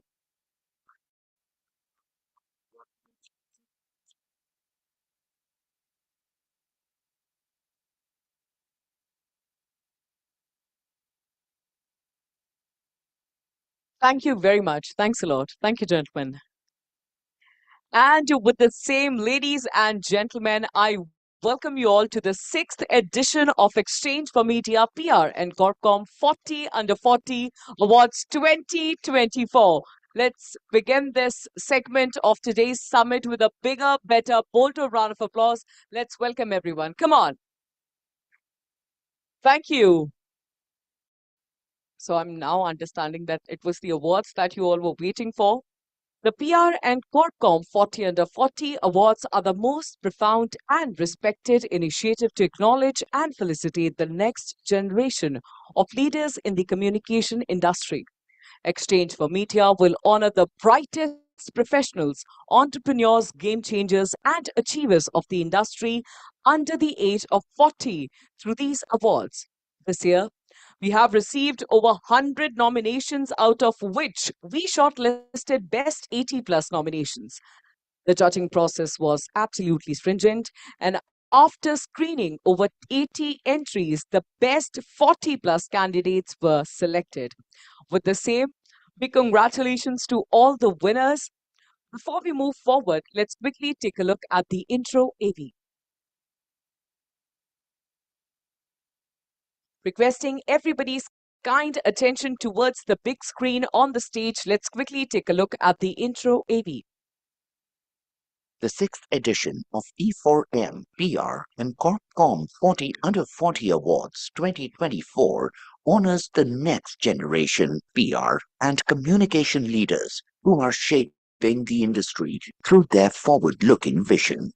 Through the sixth edition, Exchange for Media would identify, acknowledge, and felicitate the brightest professionals, entrepreneurs, game changers, achievers of the industry under the age 40 in the field of public relations and corporate communications. This year, we received 100 plus entries, among which the jury shortlisted the best 40 plus winners among the rest. The judging process was very stringent and exhausting, and after screening and reviewing all the entries meticulously, the jury took the final decisions of this year's winners. This year's renowned jury comprised prominent leaders of the PR and Comm industry. It was chaired by Ashwani Singla, founding and managing partner, Astrum. The other jury members include Abhilasha Pedi, co-founder and joint managing director, ATDB Communications; Amit Arora, head corporate communications, Housing.com; Anu Bararia, AVP, Corporate Communications, Bright Night; Ayushi Arora Gulyani, CEO and founder, Media Corridors; Diba Ali, Director, Corporate Communications, Oracle; Khushbu Mehra, AVP, Corporate Communications, Zomato; Kimi Babbar, Chief Marketing Officer, JCBL; Lavina Gujral, COO, Candor; Madhu Chibber, Executive Vice President and Head of Corporate Communications, HDFC Bank; Nidhi Gulati, Director, Communications, India, Springer Nature; Paroma Roy Chaudhary, Advisor, Outreach and Crisis, Office of Chairman of the Board of Trustees and Vice Chancellor, Ashoka University; Pradeep Wadhwa, Founder, Critical Ed; Rafiq Q. Khan, Founder, Compass Communication; Shailesh Goyal, Founder and Director, Simulations PR; Shipra Singh, Head of Communications, South Asia, GE Healthcare; Shivalika Malik, Associate Director, Brand Communications, PepsiCo. My congratulations to the Exchange for Media team on the sixth edition of the 40 Under 40 Awards, and my gratitude for asking me to be the chair of the jury. I think we had a very rigorous selection by members of a very eminent jury. So first and foremost, congratulations to all the winners who will be recognized later today. It's been a exhilarating experience, and to see the quality of the work and the quality of the submissions that were received, and I was really amazed at the depth and the width of the work that was at display. Clearly, I believe that the future of this industry is in good hands. The only advice I would give to each and every winner is you are the role models.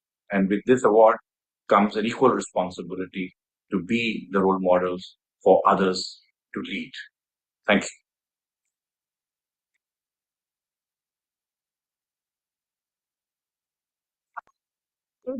Corporate Communications, Bright Night back.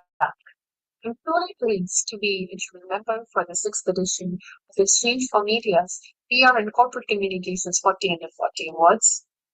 Getting some of these entries has been both inspiring and at times humbling. As our professionals redefining brand positioning, bringing world-class brands to India and India to the world. Some applicants stood out with their vision, clarity, and persistence in the face of adversity. Some grasped full potential of public relations, putting boundaries in brand position. Others are on their way with more to showcase in the future. The market is crowded. Every sector today is saturated with brands. PR and corporate communication professionals face tougher challenges than ever today. Don't hold back. Experiment. And most importantly, as someone once told me, market the marketing. Celebrate your work. And this platform allows us to do just that. Once again, it was an honor to review your work, and a huge thank you to Exchange for Media for this platform and for shaping our industry. To all the participants, wishing you all the very best, and I look forward to meeting you very soon. Thank you.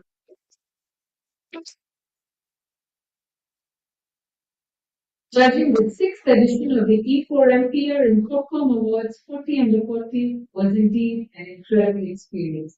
Brilliant profiles had to come forward. Such strategic thinking done through their work was genuinely some impact that they've made to the industry. Congratulations to all the winners and to future aspirants. Keep pushing winners. Thank you. This is Ayushi Bilyani, founder and CEO of Media Corridors.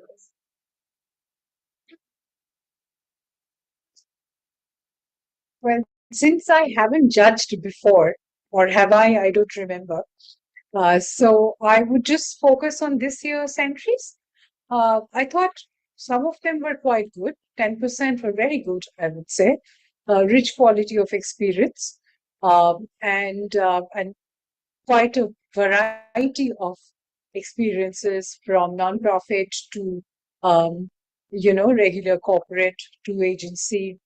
So that is quite a gamut of experiences.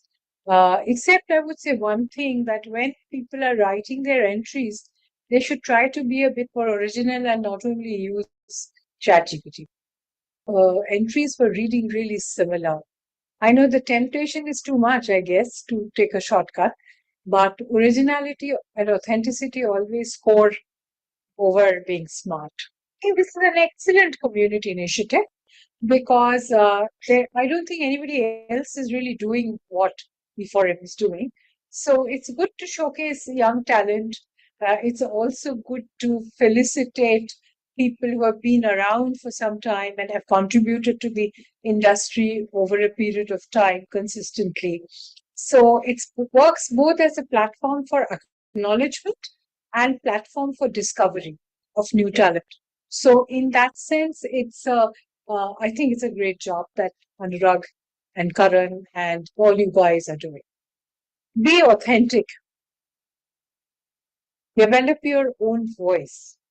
That's the most important thing that you can do. Continually skill yourself because the industry around is changing almost every minute. Read as much as you can. And by reading, I don't only mean newspapers, but magazines, websites, digital content, even good fiction and non-fiction. If you don't read, you don't know. So please read, and it will also improve your vocabulary, written and verbal. So, and develop a network, which is not, again, very selfishly, but with a view of building relationships over time, because best relationships are made in peacetime, not in wartime. So that is what I would say. Develop a voice, invest in yourself, develop a network, and be authentic.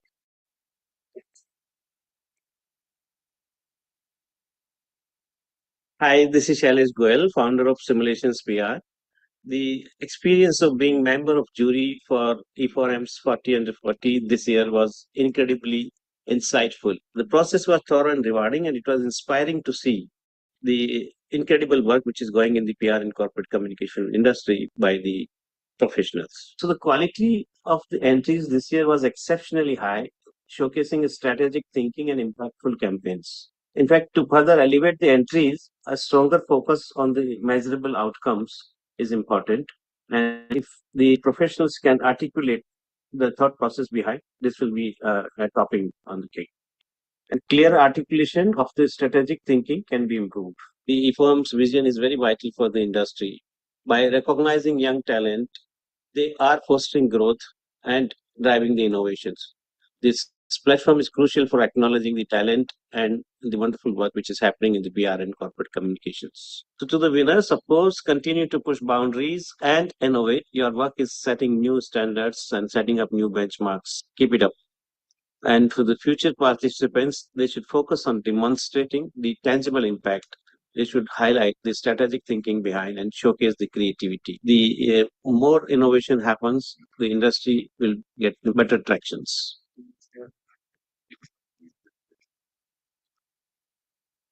E4M has been a pioneer in recognizing the good work that our industry has been doing and has been supporting our industry for many years. And I think it is great because when you get this sort of encouragement, the industry as a whole is then more focused on doing more impactful work, more creative work as we go ahead. And who doesn't mind being acknowledged for the hard work that they do? Quality inventories this year were pretty good. Believe they've been improving year on year. One of the advice that I would have for most people who are planning to apply for such candidature is that you should clearly show the impact that your interventions are created. I think jury is always looking for the kind of impact that has been created by your efforts. It was interesting to see a lot of applications that came, as I told you earlier, from varied people, and therefore most of them had also talked about the impact that they had created. One of the things that I would like to tell all the candidates is that please pay attention to the kind of impact that your interventions have created, because that is something that all jury look for. I was honored to be selected as part of the jury for 40 under 40 and was very happy to see a lot of applications coming in from varied roles within the community of communicators. There were people from content producers to in-house to agency folks who had applied for this recognition. I think one advice that I have for the winners, be very proud of the work that you have done and the hard work that you've put in. And as far as future winners or participants are concerned, as I said earlier, please pay attention to the impact that your interventions has created, because that is something that differentiates you from the rest. Hi. Well, that's that. Ladies and gentlemen, before we move forward, I'd like to take a minute and express our deepest gratitude to our partners for helping us turn our vision into reality. Presenting partner and Factors PR, knowledge driven communication. Powered by PR Professionals, Kaizen. Gold partners Avian V, Candor Communications, Fusion PR, Fortuna PR, ATDB Communications, SPAC Fin Partners, Godrej, Associate Partner, Comm Visor, Critical Edge, Allison, co-partners Seraphim Communications and Business Wire India. With the same, it's time to set the context for the awards. Joining us on stage, ladies and gentlemen, is Dr. Anurag Batra, Chairman and Editor-in-Chief, PW Business World and Exchange for Media.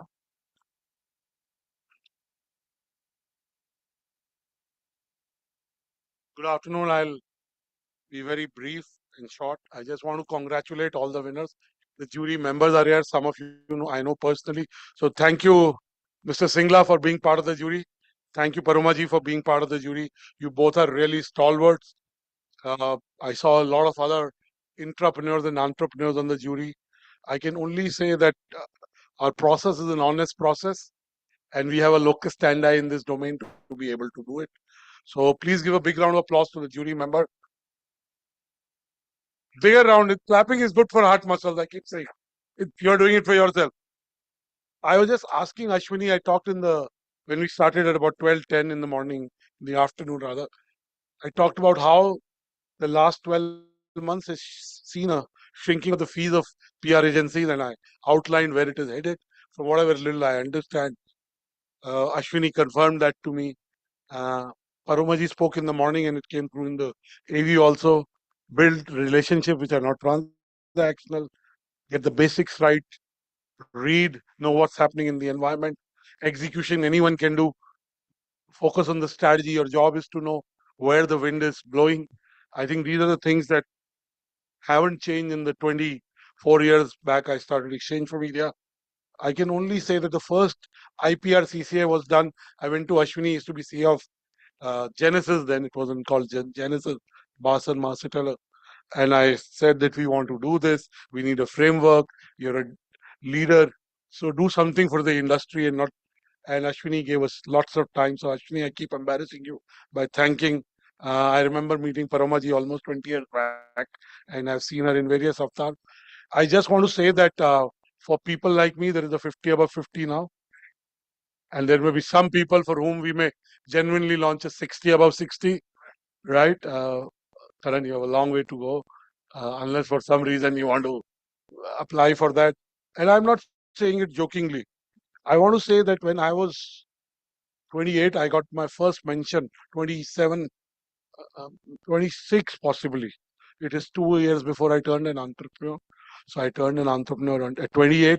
So at about 26, I was featured in Business India. They used to have a column called Young something. I've forgotten. I have the cutting at my home. My mother used to keep it with lots of pride. But there was no young recognition. So you guys are getting recognized, though 40 is not really young anymore. So a lot of you have at least 10 years of experience. I can only say that 40 or 35 to 40, which is most of the winners are between the ages of 30 and 40. You got some experience. Your best is yet to come. Spend time with the right people, meet experts, meet people, as Paromaji said, when you don't need anything from them. Build those relationships in good times and hope the good times continue. But I'd say that the industry is going through hordes of change. It's not the same in terms of the structure. I talked about how strategy and consulting will drive really the top line and bottom line of PR companies. Execution is becoming more and more commodity. Though it's very important, not everyone can execute at a scale. All those things are there. There is softening of fees in terms of what values. So clearly, I don't want to give advice. I think I can learn from people who are younger, and I learn from some of you. But I want to end by saying that don't compromise on your health. Whatever health habits you set up now will continue throughout your life. Sleep 8 hours plus. Sleep is the single biggest. I'm low energy since the morning because last night I was thinking about my son. He's in class 12. I was thinking about E4M. I was thinking about Business World, and I picked up my phone at 10:30. I put it elsewhere, and I couldn't sleep till 1:30 because I had my phone. So keep your phone away. Be humble. You know, I talked about this book in the morning called Fluke. I read it, and everything that happens good in our life is because of our parents' blessings. Somebody in collective effort and the collective fate of a lot of people coming together. So a lot of accolades that we think we've done individually are genuinely not ours. So have humility to accept. And in the book, the author talks about the fact that we give too much credit to ourselves for our success and too little criticism or introspection for our failures. There are many stories, but one of my favorite story is not a happy story, but it's a favorite story I read in the book, which I keep talking about. Is there was a couple. I mean, they were two colleagues working in a company, but they were a couple, and they were working in two different locations. But on a certain day in September 2001, they were to meet in New York, and the lady brought a certain tie for the gentleman, and he was wearing a different shirt. And she said, "Why don't you wear this tie?"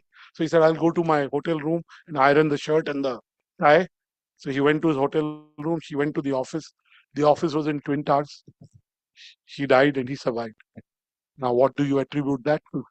Right? In our dharma, we'd say it's prarabdha, it's predestined, it's preordained. But the fact is, these are small things. I talked about in the morning. If Donald Trump hadn't ducked, the world would be a very different place. So the millimeters, and I remember the headline in the New York Times or Washington Post. It said, "A bullet that saved Trump but killed Biden." Something like that, almost verbatim, right? So clearly, a lot of that happens in our life, good or not so good. I don't believe anything is not good. Life is like experience. My wife was telling me some philosophical advice today after I left the event. Our Their office is here. So all the best. Congratulations to you, your families, your colleagues. Stay humble. Stay focused on what you're doing. Next year going to be tougher. That's my sense with all the exuberance. Costs are going up. So pare down on costs. Use technology to do more. And rest, I'm sure you'll figure out. All the best. God bless you. Thank you, Dr. Batra. Thank you. I can feel a sudden shift in the energy around here in the room. I'm certain that everybody is super excited that we begin with the 40 under 40 awards. But prior to that, a small change that you can see on your tables are the happiness tools, as I like to call them. So please make sure that you put them to good use as we begin with the awards. All right, so ladies and gentlemen, first and foremost, time to welcome the presenters for this particular segment. Please put your hands together once again for Dr. Anurag Batra. To present the awards, joining us on stage, please give it up for Paroma Roy Chaudhary. Also welcoming Honorable Jury Chair, please welcome Ashwini Singla. And also please put your hands together for Mr. Karan Bhatia. Now that's the sudden change I was talking about. Are we ready? And the first name to enter the elite list of PR and Corpcom 40 under 40 is...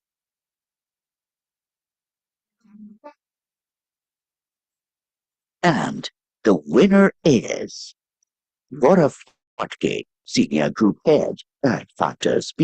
Let's put your hands together for Mr. Gaurav Patke, Senior Group Head at Factors PR.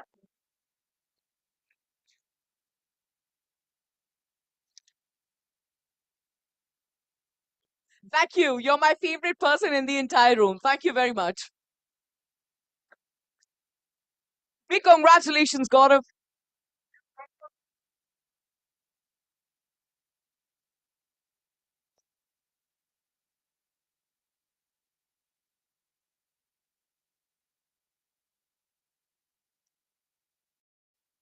And also, I'd like to request all the winners to kindly exit the stage from the left side for their individual portraits. Quickly on to the next one. And the winner is...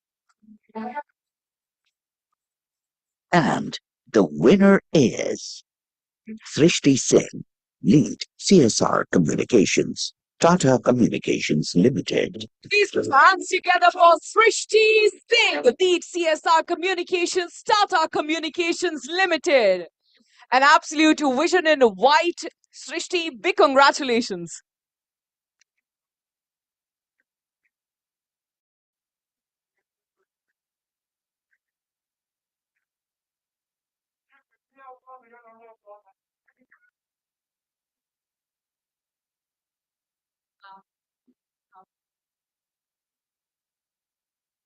All right, quickly on to the next one. And the winner is... And the winner is Nishant Shukla, Head of Marketing and Communications General Manager, SunSource Energy. Nishant Shukla, Head of Marketing and Communications General Manager at SunSource Energy. Well, I do understand some of the awardees might not be your peers or your colleagues or even your acquaintances, but they do deserve a big round of applause for their hard work, their contribution to the industry. Thank you very much. Requesting all the awardees to kindly exit the stage from the left side for their individual portraits. And the next winner is... And the winner is Kanika Sharma, Manager Communications, Dasra. Sharma, Manager Communications at Dasra.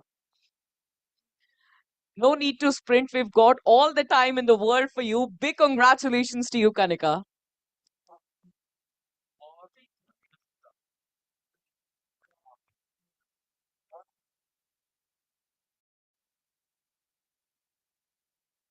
How about we put these tools to a good use? Thank you very much. Thank you. Audience, congratulations, Ms. Sharma. And the next winner is. And the winner is Paruma Bhattacharya, Assistant Director, India for Children. Audience, congratulations to Paroma Bhattacharya, Assistant Director, India for Children.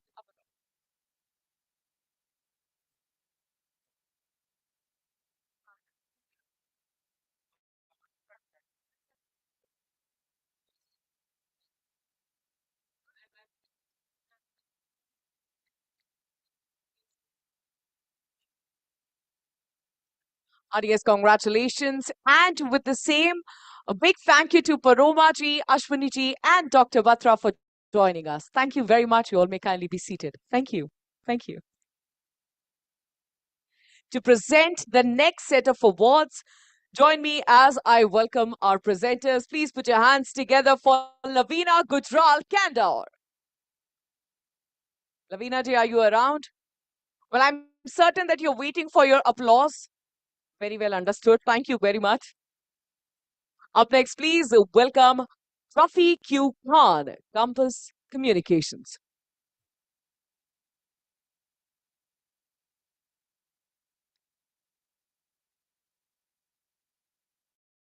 Also welcoming Mr. Mukesh Kharbanda, Fusion PR.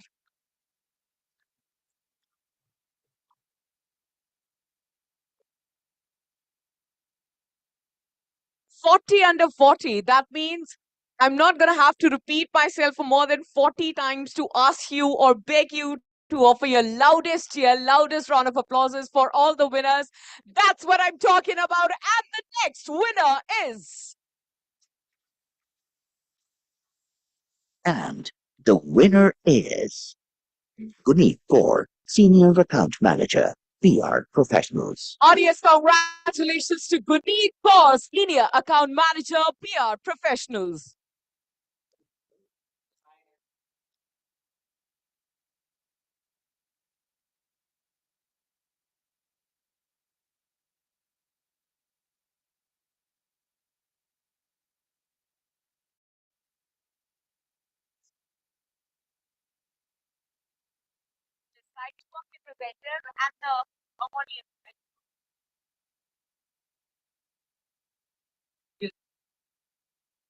And I'm certain you'll be taking a lot of pictures, videos throughout the event. Please do not forget to tag us and to use the hashtags in case you're planning on posting these across your social media platforms. And the next winner is... And the winner is Gaurav Shangari, Group Business Director, Social Impact, Avion, We. Audience, congratulations to Gaurav Shangari, Group Business Director, Social Impact, Avian V. Well, I believe we have someone on behalf of Mr. Shangari accepting the award.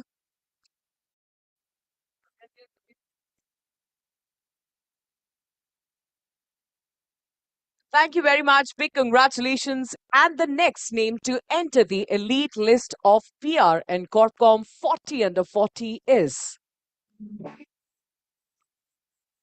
And the winner is Samya Bajaj, Founder, Column Inches. Audience, congratulations to Samya Bajaj, a founder, Column Inches.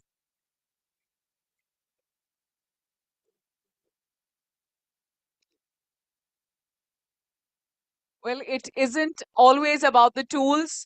Whistles are welcome, hoots are welcome, any form of flattery, and congratulations to all the winners.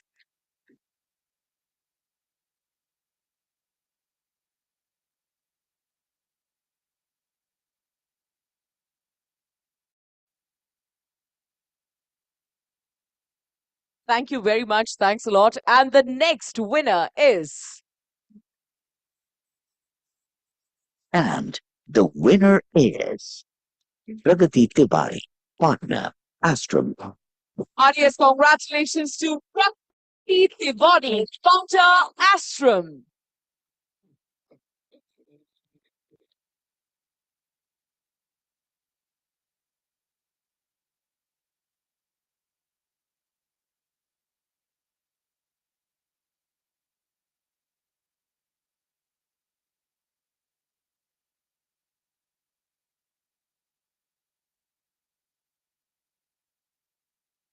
Heartiest congratulations, Pragati.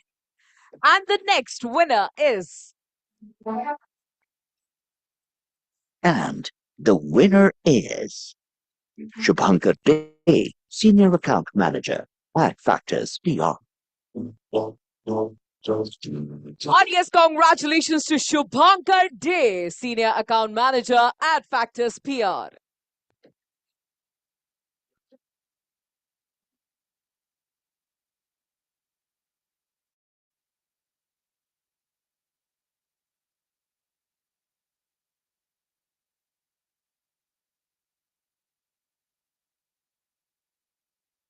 Thank you very much. Thank you. And a big thank you to the presenters as well. Thank you for joining us. Thank you. Requesting Mr. Bhatia to kindly stay back. To present the next set of awards, join me as I welcome the presenters. Please put your hands together for Mr. Abhishek Gulyani.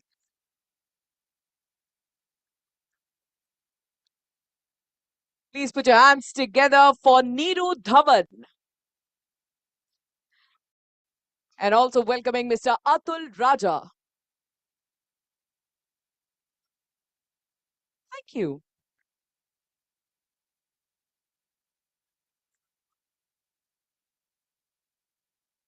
Time to continue. And the next name to enter the elite list of PR and Corpcom 40 under 40 is. And the winner is Tanushree Pruthi, Group Business Director, Avian Wing.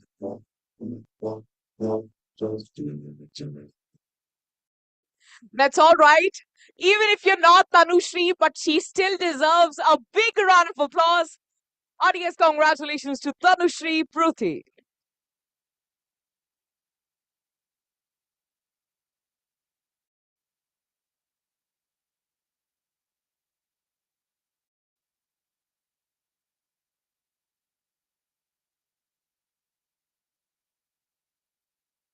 Congratulations. And the next winner is.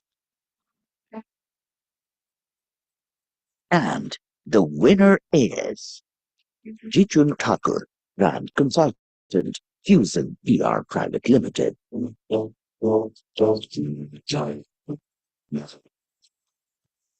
What are friends if they do not act like paparazzi at your win? Big congratulations to Chichin Thakur, Brand Consultant, Fusion PR Private Limited.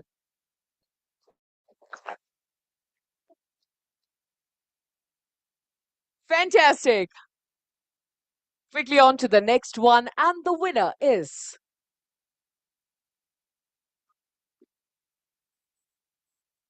And the winner is Amrit Anand, Head Corporate Communications, Zupi.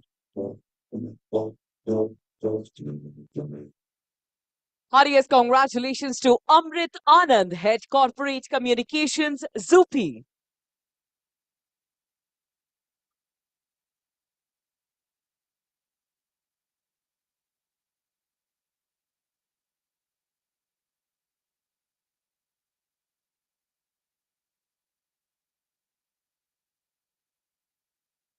Heartiest congratulations, Mr. Anand. Quickly on to the next one.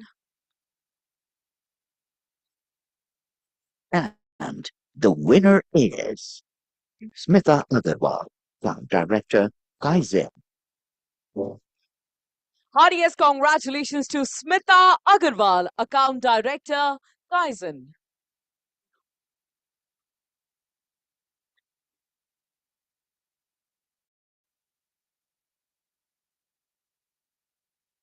How about we bring up a very enthusiastic cheer for the winner, Smita Agarwal, right over here. Thank you.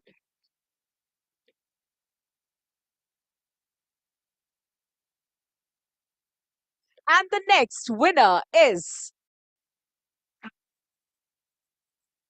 And the winner is Sonali Chakravorty, National Technology Lead, Kaizen. Heartiest congratulations to Sonali Chakravarti, National Technology Lead, Kaizen.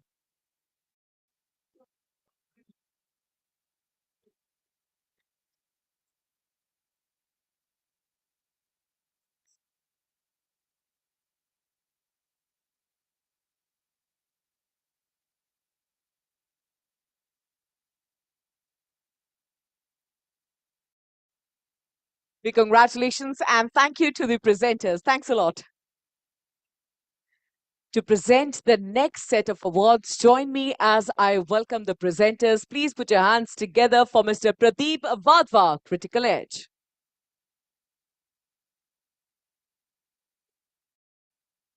Let's welcome Nidhi Gulati.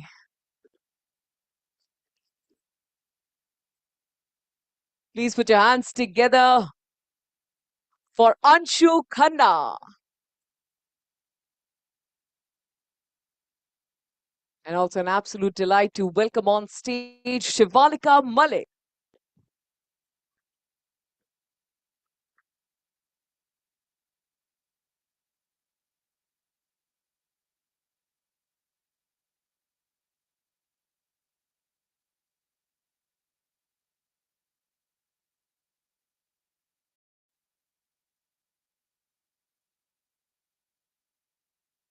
Thank you very much.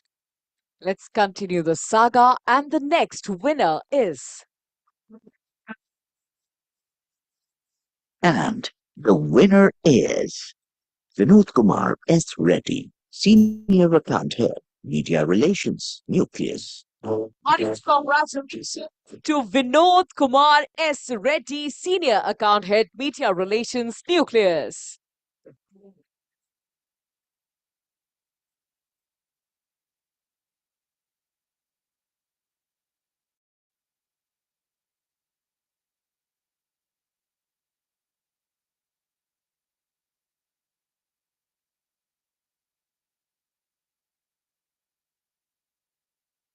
Audience, congratulations. I must request all the awardees to kindly exit the stage from the left side for their individual portraits. खुशी बहुत ज्यादा हो जाती है, इंसान भूल जाता है. And the next winner is... And the winner is Lovely Kumari, Chief Media Officer, Good Word Media Services Private Limited. Kumari, Chief Media Officer, Good Word Media Services Private Limited. Look at you.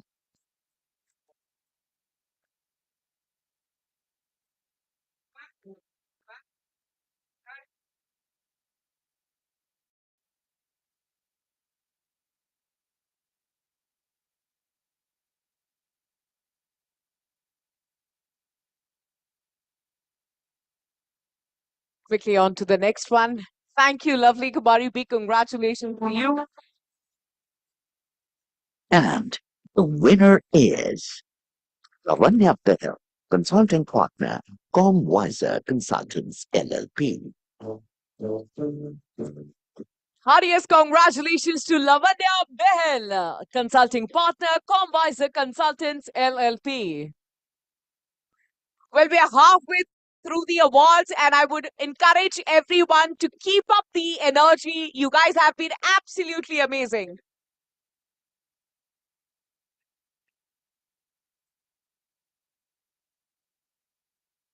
And the next winner is... And the winner is Anne Mary Thomas, Account Director, Seraphim Communications LLP.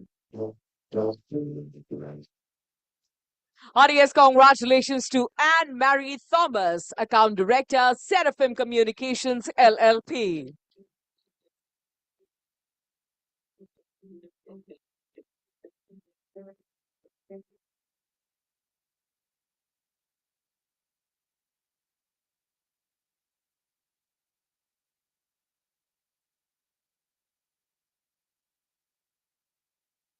Fantastic! And the next winner is...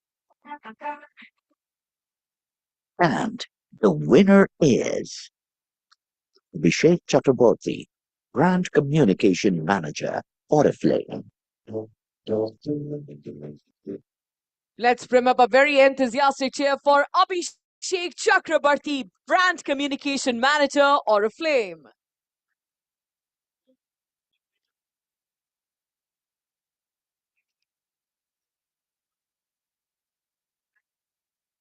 Heartiest congratulations, Abhishek.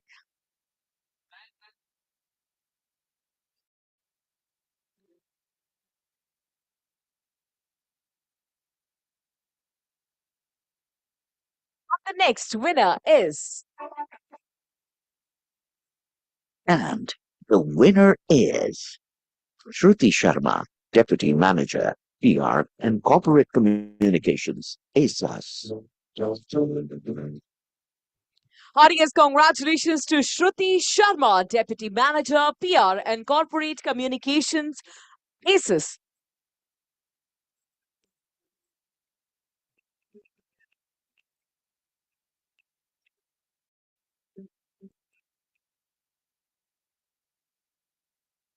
And the next winner is.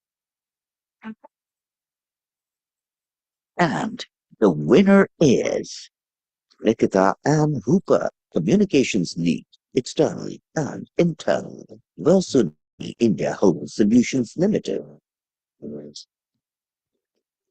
Heartiest congratulations to Nikita and Hooper, Communications Lead, External and Internal, Varsoni India Home Solutions Limited.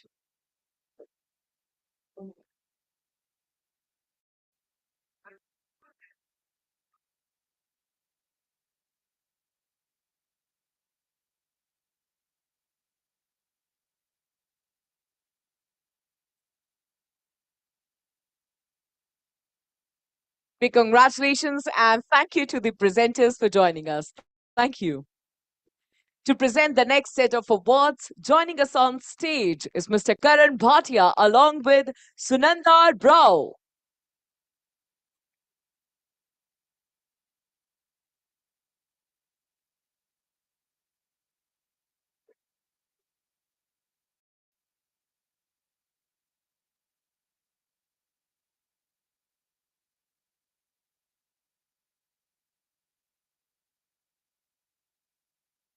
Thank you for joining us, Sunanda. And the winner is.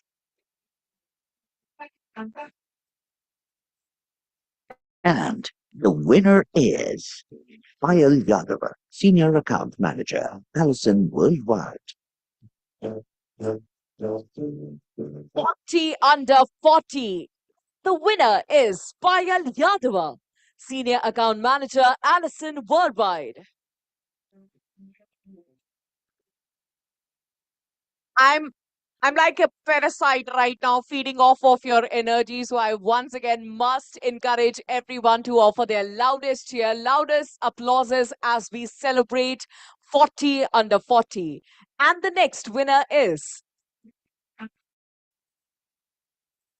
And the winner is Rispa Hussain, Group Head, Ad Factors PR.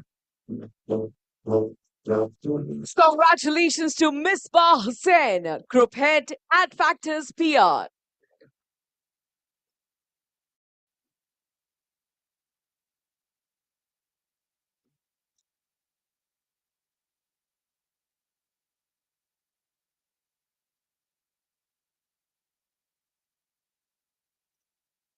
Heartiest congratulations. And the winner is. And the winner is Mansirat Bachwa, Account Director, Fusion PR Private Limited. Heartiest congratulations to Bansirat Bajpa, Account Director, Fusion PR Private Limited.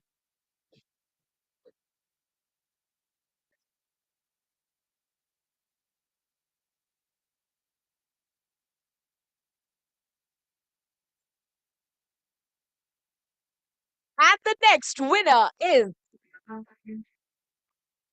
And the winner is Dikshant Gangwal, National Manager, Communications, Hindustan Coca-Cola Beverages.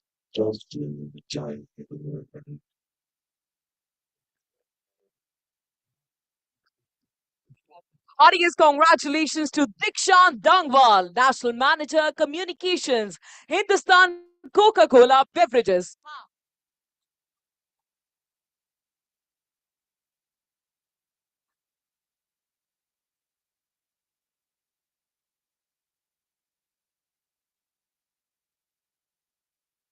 I now understand why people couldn't recognize what was his name? Clark Kent as the Superman, because I couldn't recognize the gentleman without his glasses.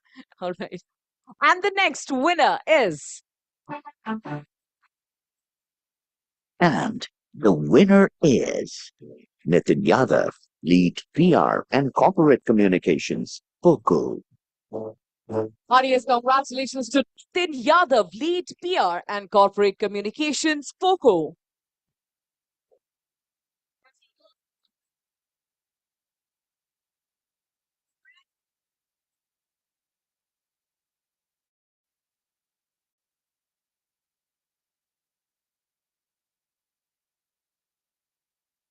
And the next winner to enter the elite list of 40 under 40 is.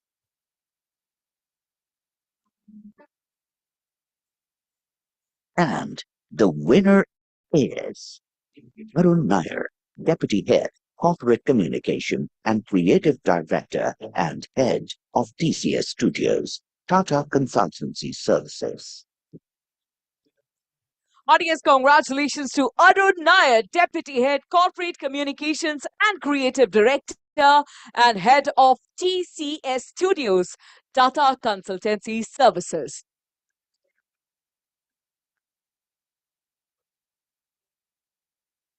And with this, we come to the end of the award ceremony. Big congratulations to all the winners. But prior to us all leaving, ladies and gentlemen, some of the awardees who won the award are a part of the 40 under 40 list, but couldn't be here tonight to accept their awards in person. But nonetheless, we must celebrate their efforts and their hard work. Let's quickly take a look at the names and the winners, the rest of the winners from 40 under 40. And the winner is Ruhani Singh Maan, Managing Director and Founder, Brand Talk Inc. And the winner is Bhavna Bhatia, Senior Account Director, PR Pundit, Havas Red.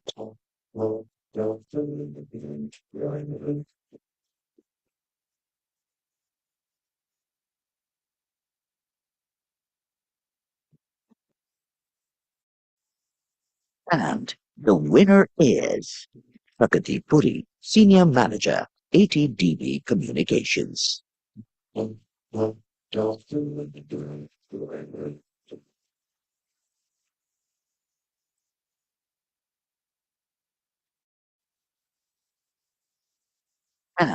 the winner is Aparna Tripathi, Senior Account Manager, Client Servicing, PR Professionals.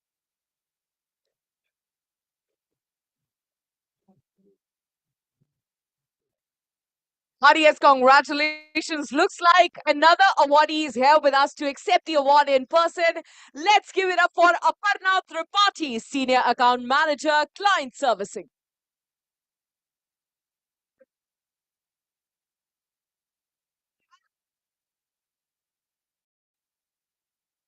Let's continue. And the winner is Supriya Singh, Account Director, PR Client Servicing, Value 360 Communications. Well, I must encourage everyone to kindly stay back as we have a tradition of clicking a group picture Jessica towards the Singh, end of the award Founder, ceremony. Director, Stanley Communications.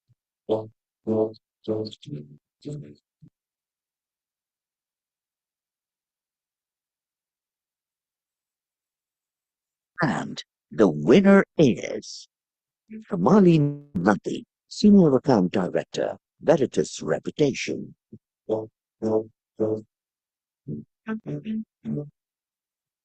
And the winner is Vega Bell, Senior Well, we do Account have Director, someone to Leader accept Thing the award on behalf of Tamali Nandi.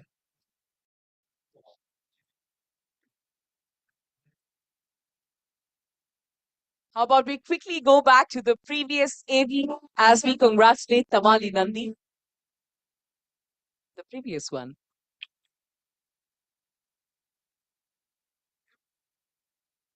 Well, this is what happens when people do not RSVP.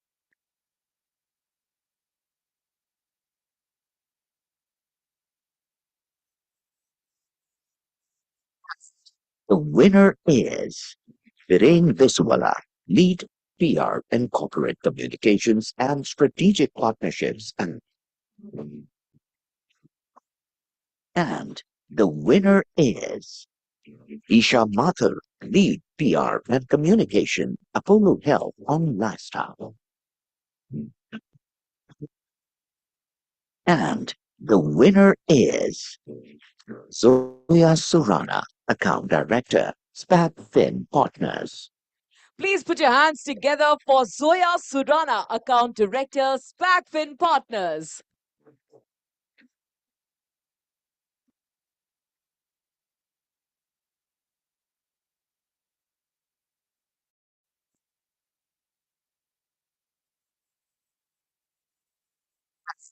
The winner is Annapurni Hariharan, Senior Manager, Corporate Communications.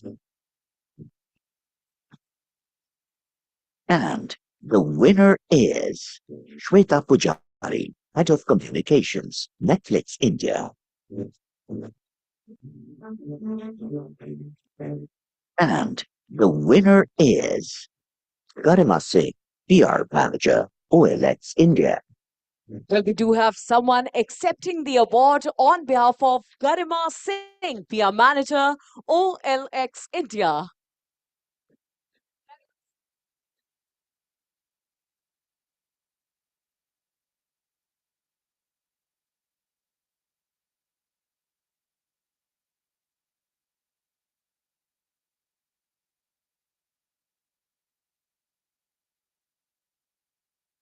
Let's continue. And the winner is Bhavna Bhatia, Senior Account Director, PR Pundit, Havas Red. Heartiest congratulations to Bhavna Bhatia, Senior Account Director, PR Pundit, Havas Red. My apologies for keeping you waiting, Bhavna ji. Heartiest congratulations to you. And the final award for the evening.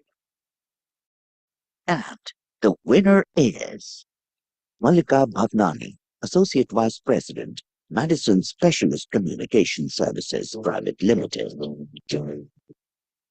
Congratulations to Malika Bhavnani, Associate Vice President, Madison Specialist Communication Services Private Limited.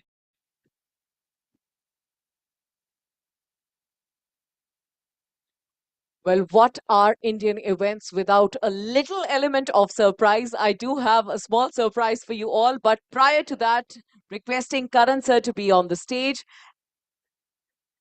And the final winner to enter the elite list of 40 under 40 is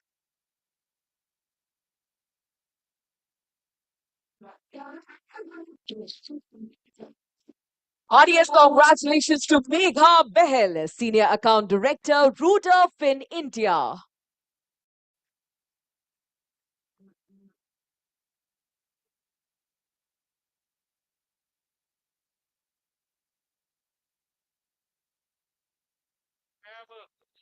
My sincerest apologies. As I've been informed, we do have one more awardee here with us, and the winner is.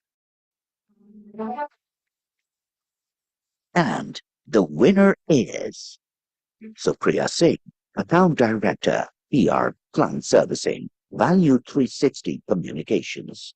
Heartiest congratulations to Supriya Singh, Account Director, PR, Client Servicing, Value 360 Communications. And a big shout out to all the friends and the colleagues of the awardees who are not here. In case you're planning on taking their trophies, please get in touch with Team Exchange for Media beforehand.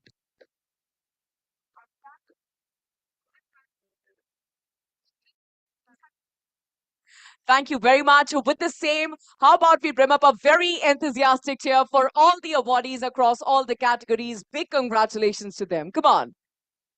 And to deliver the valedictory address, joining us on stage, already on stage, is Mr. Karan Bhatia.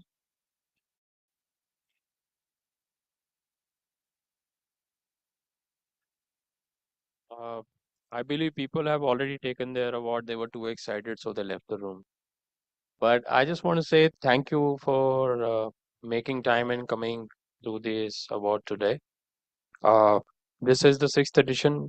Most of the things our colleagues are veterans like Shwani Singla, Paromaji, and rest of the people from the industry which have been my mentors, my friends, uh, have said it all. So I think a lot has been discussed on need to network.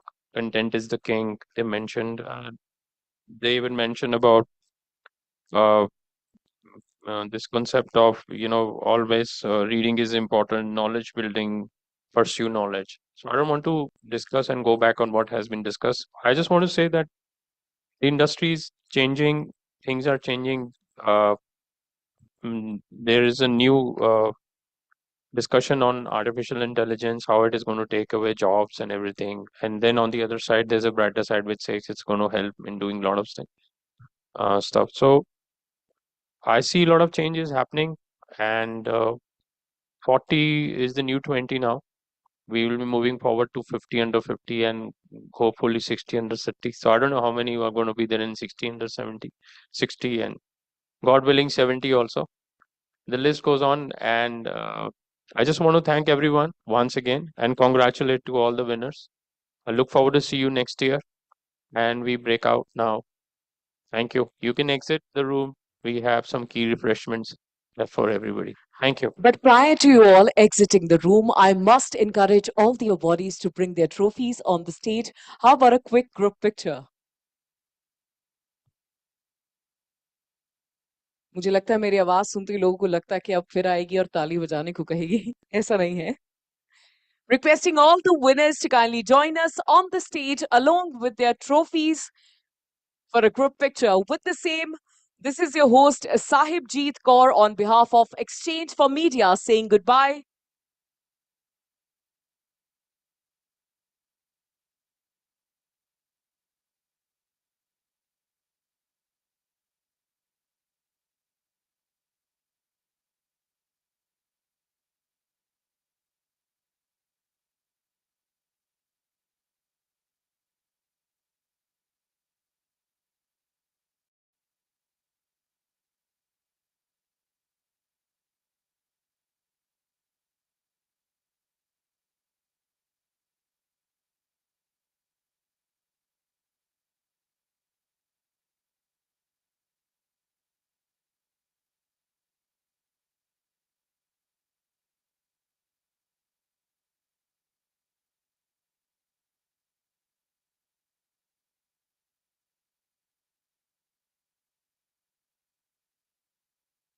Post the photo op, requesting everyone to join us right outside this hall for a quick refreshment session. Thank you.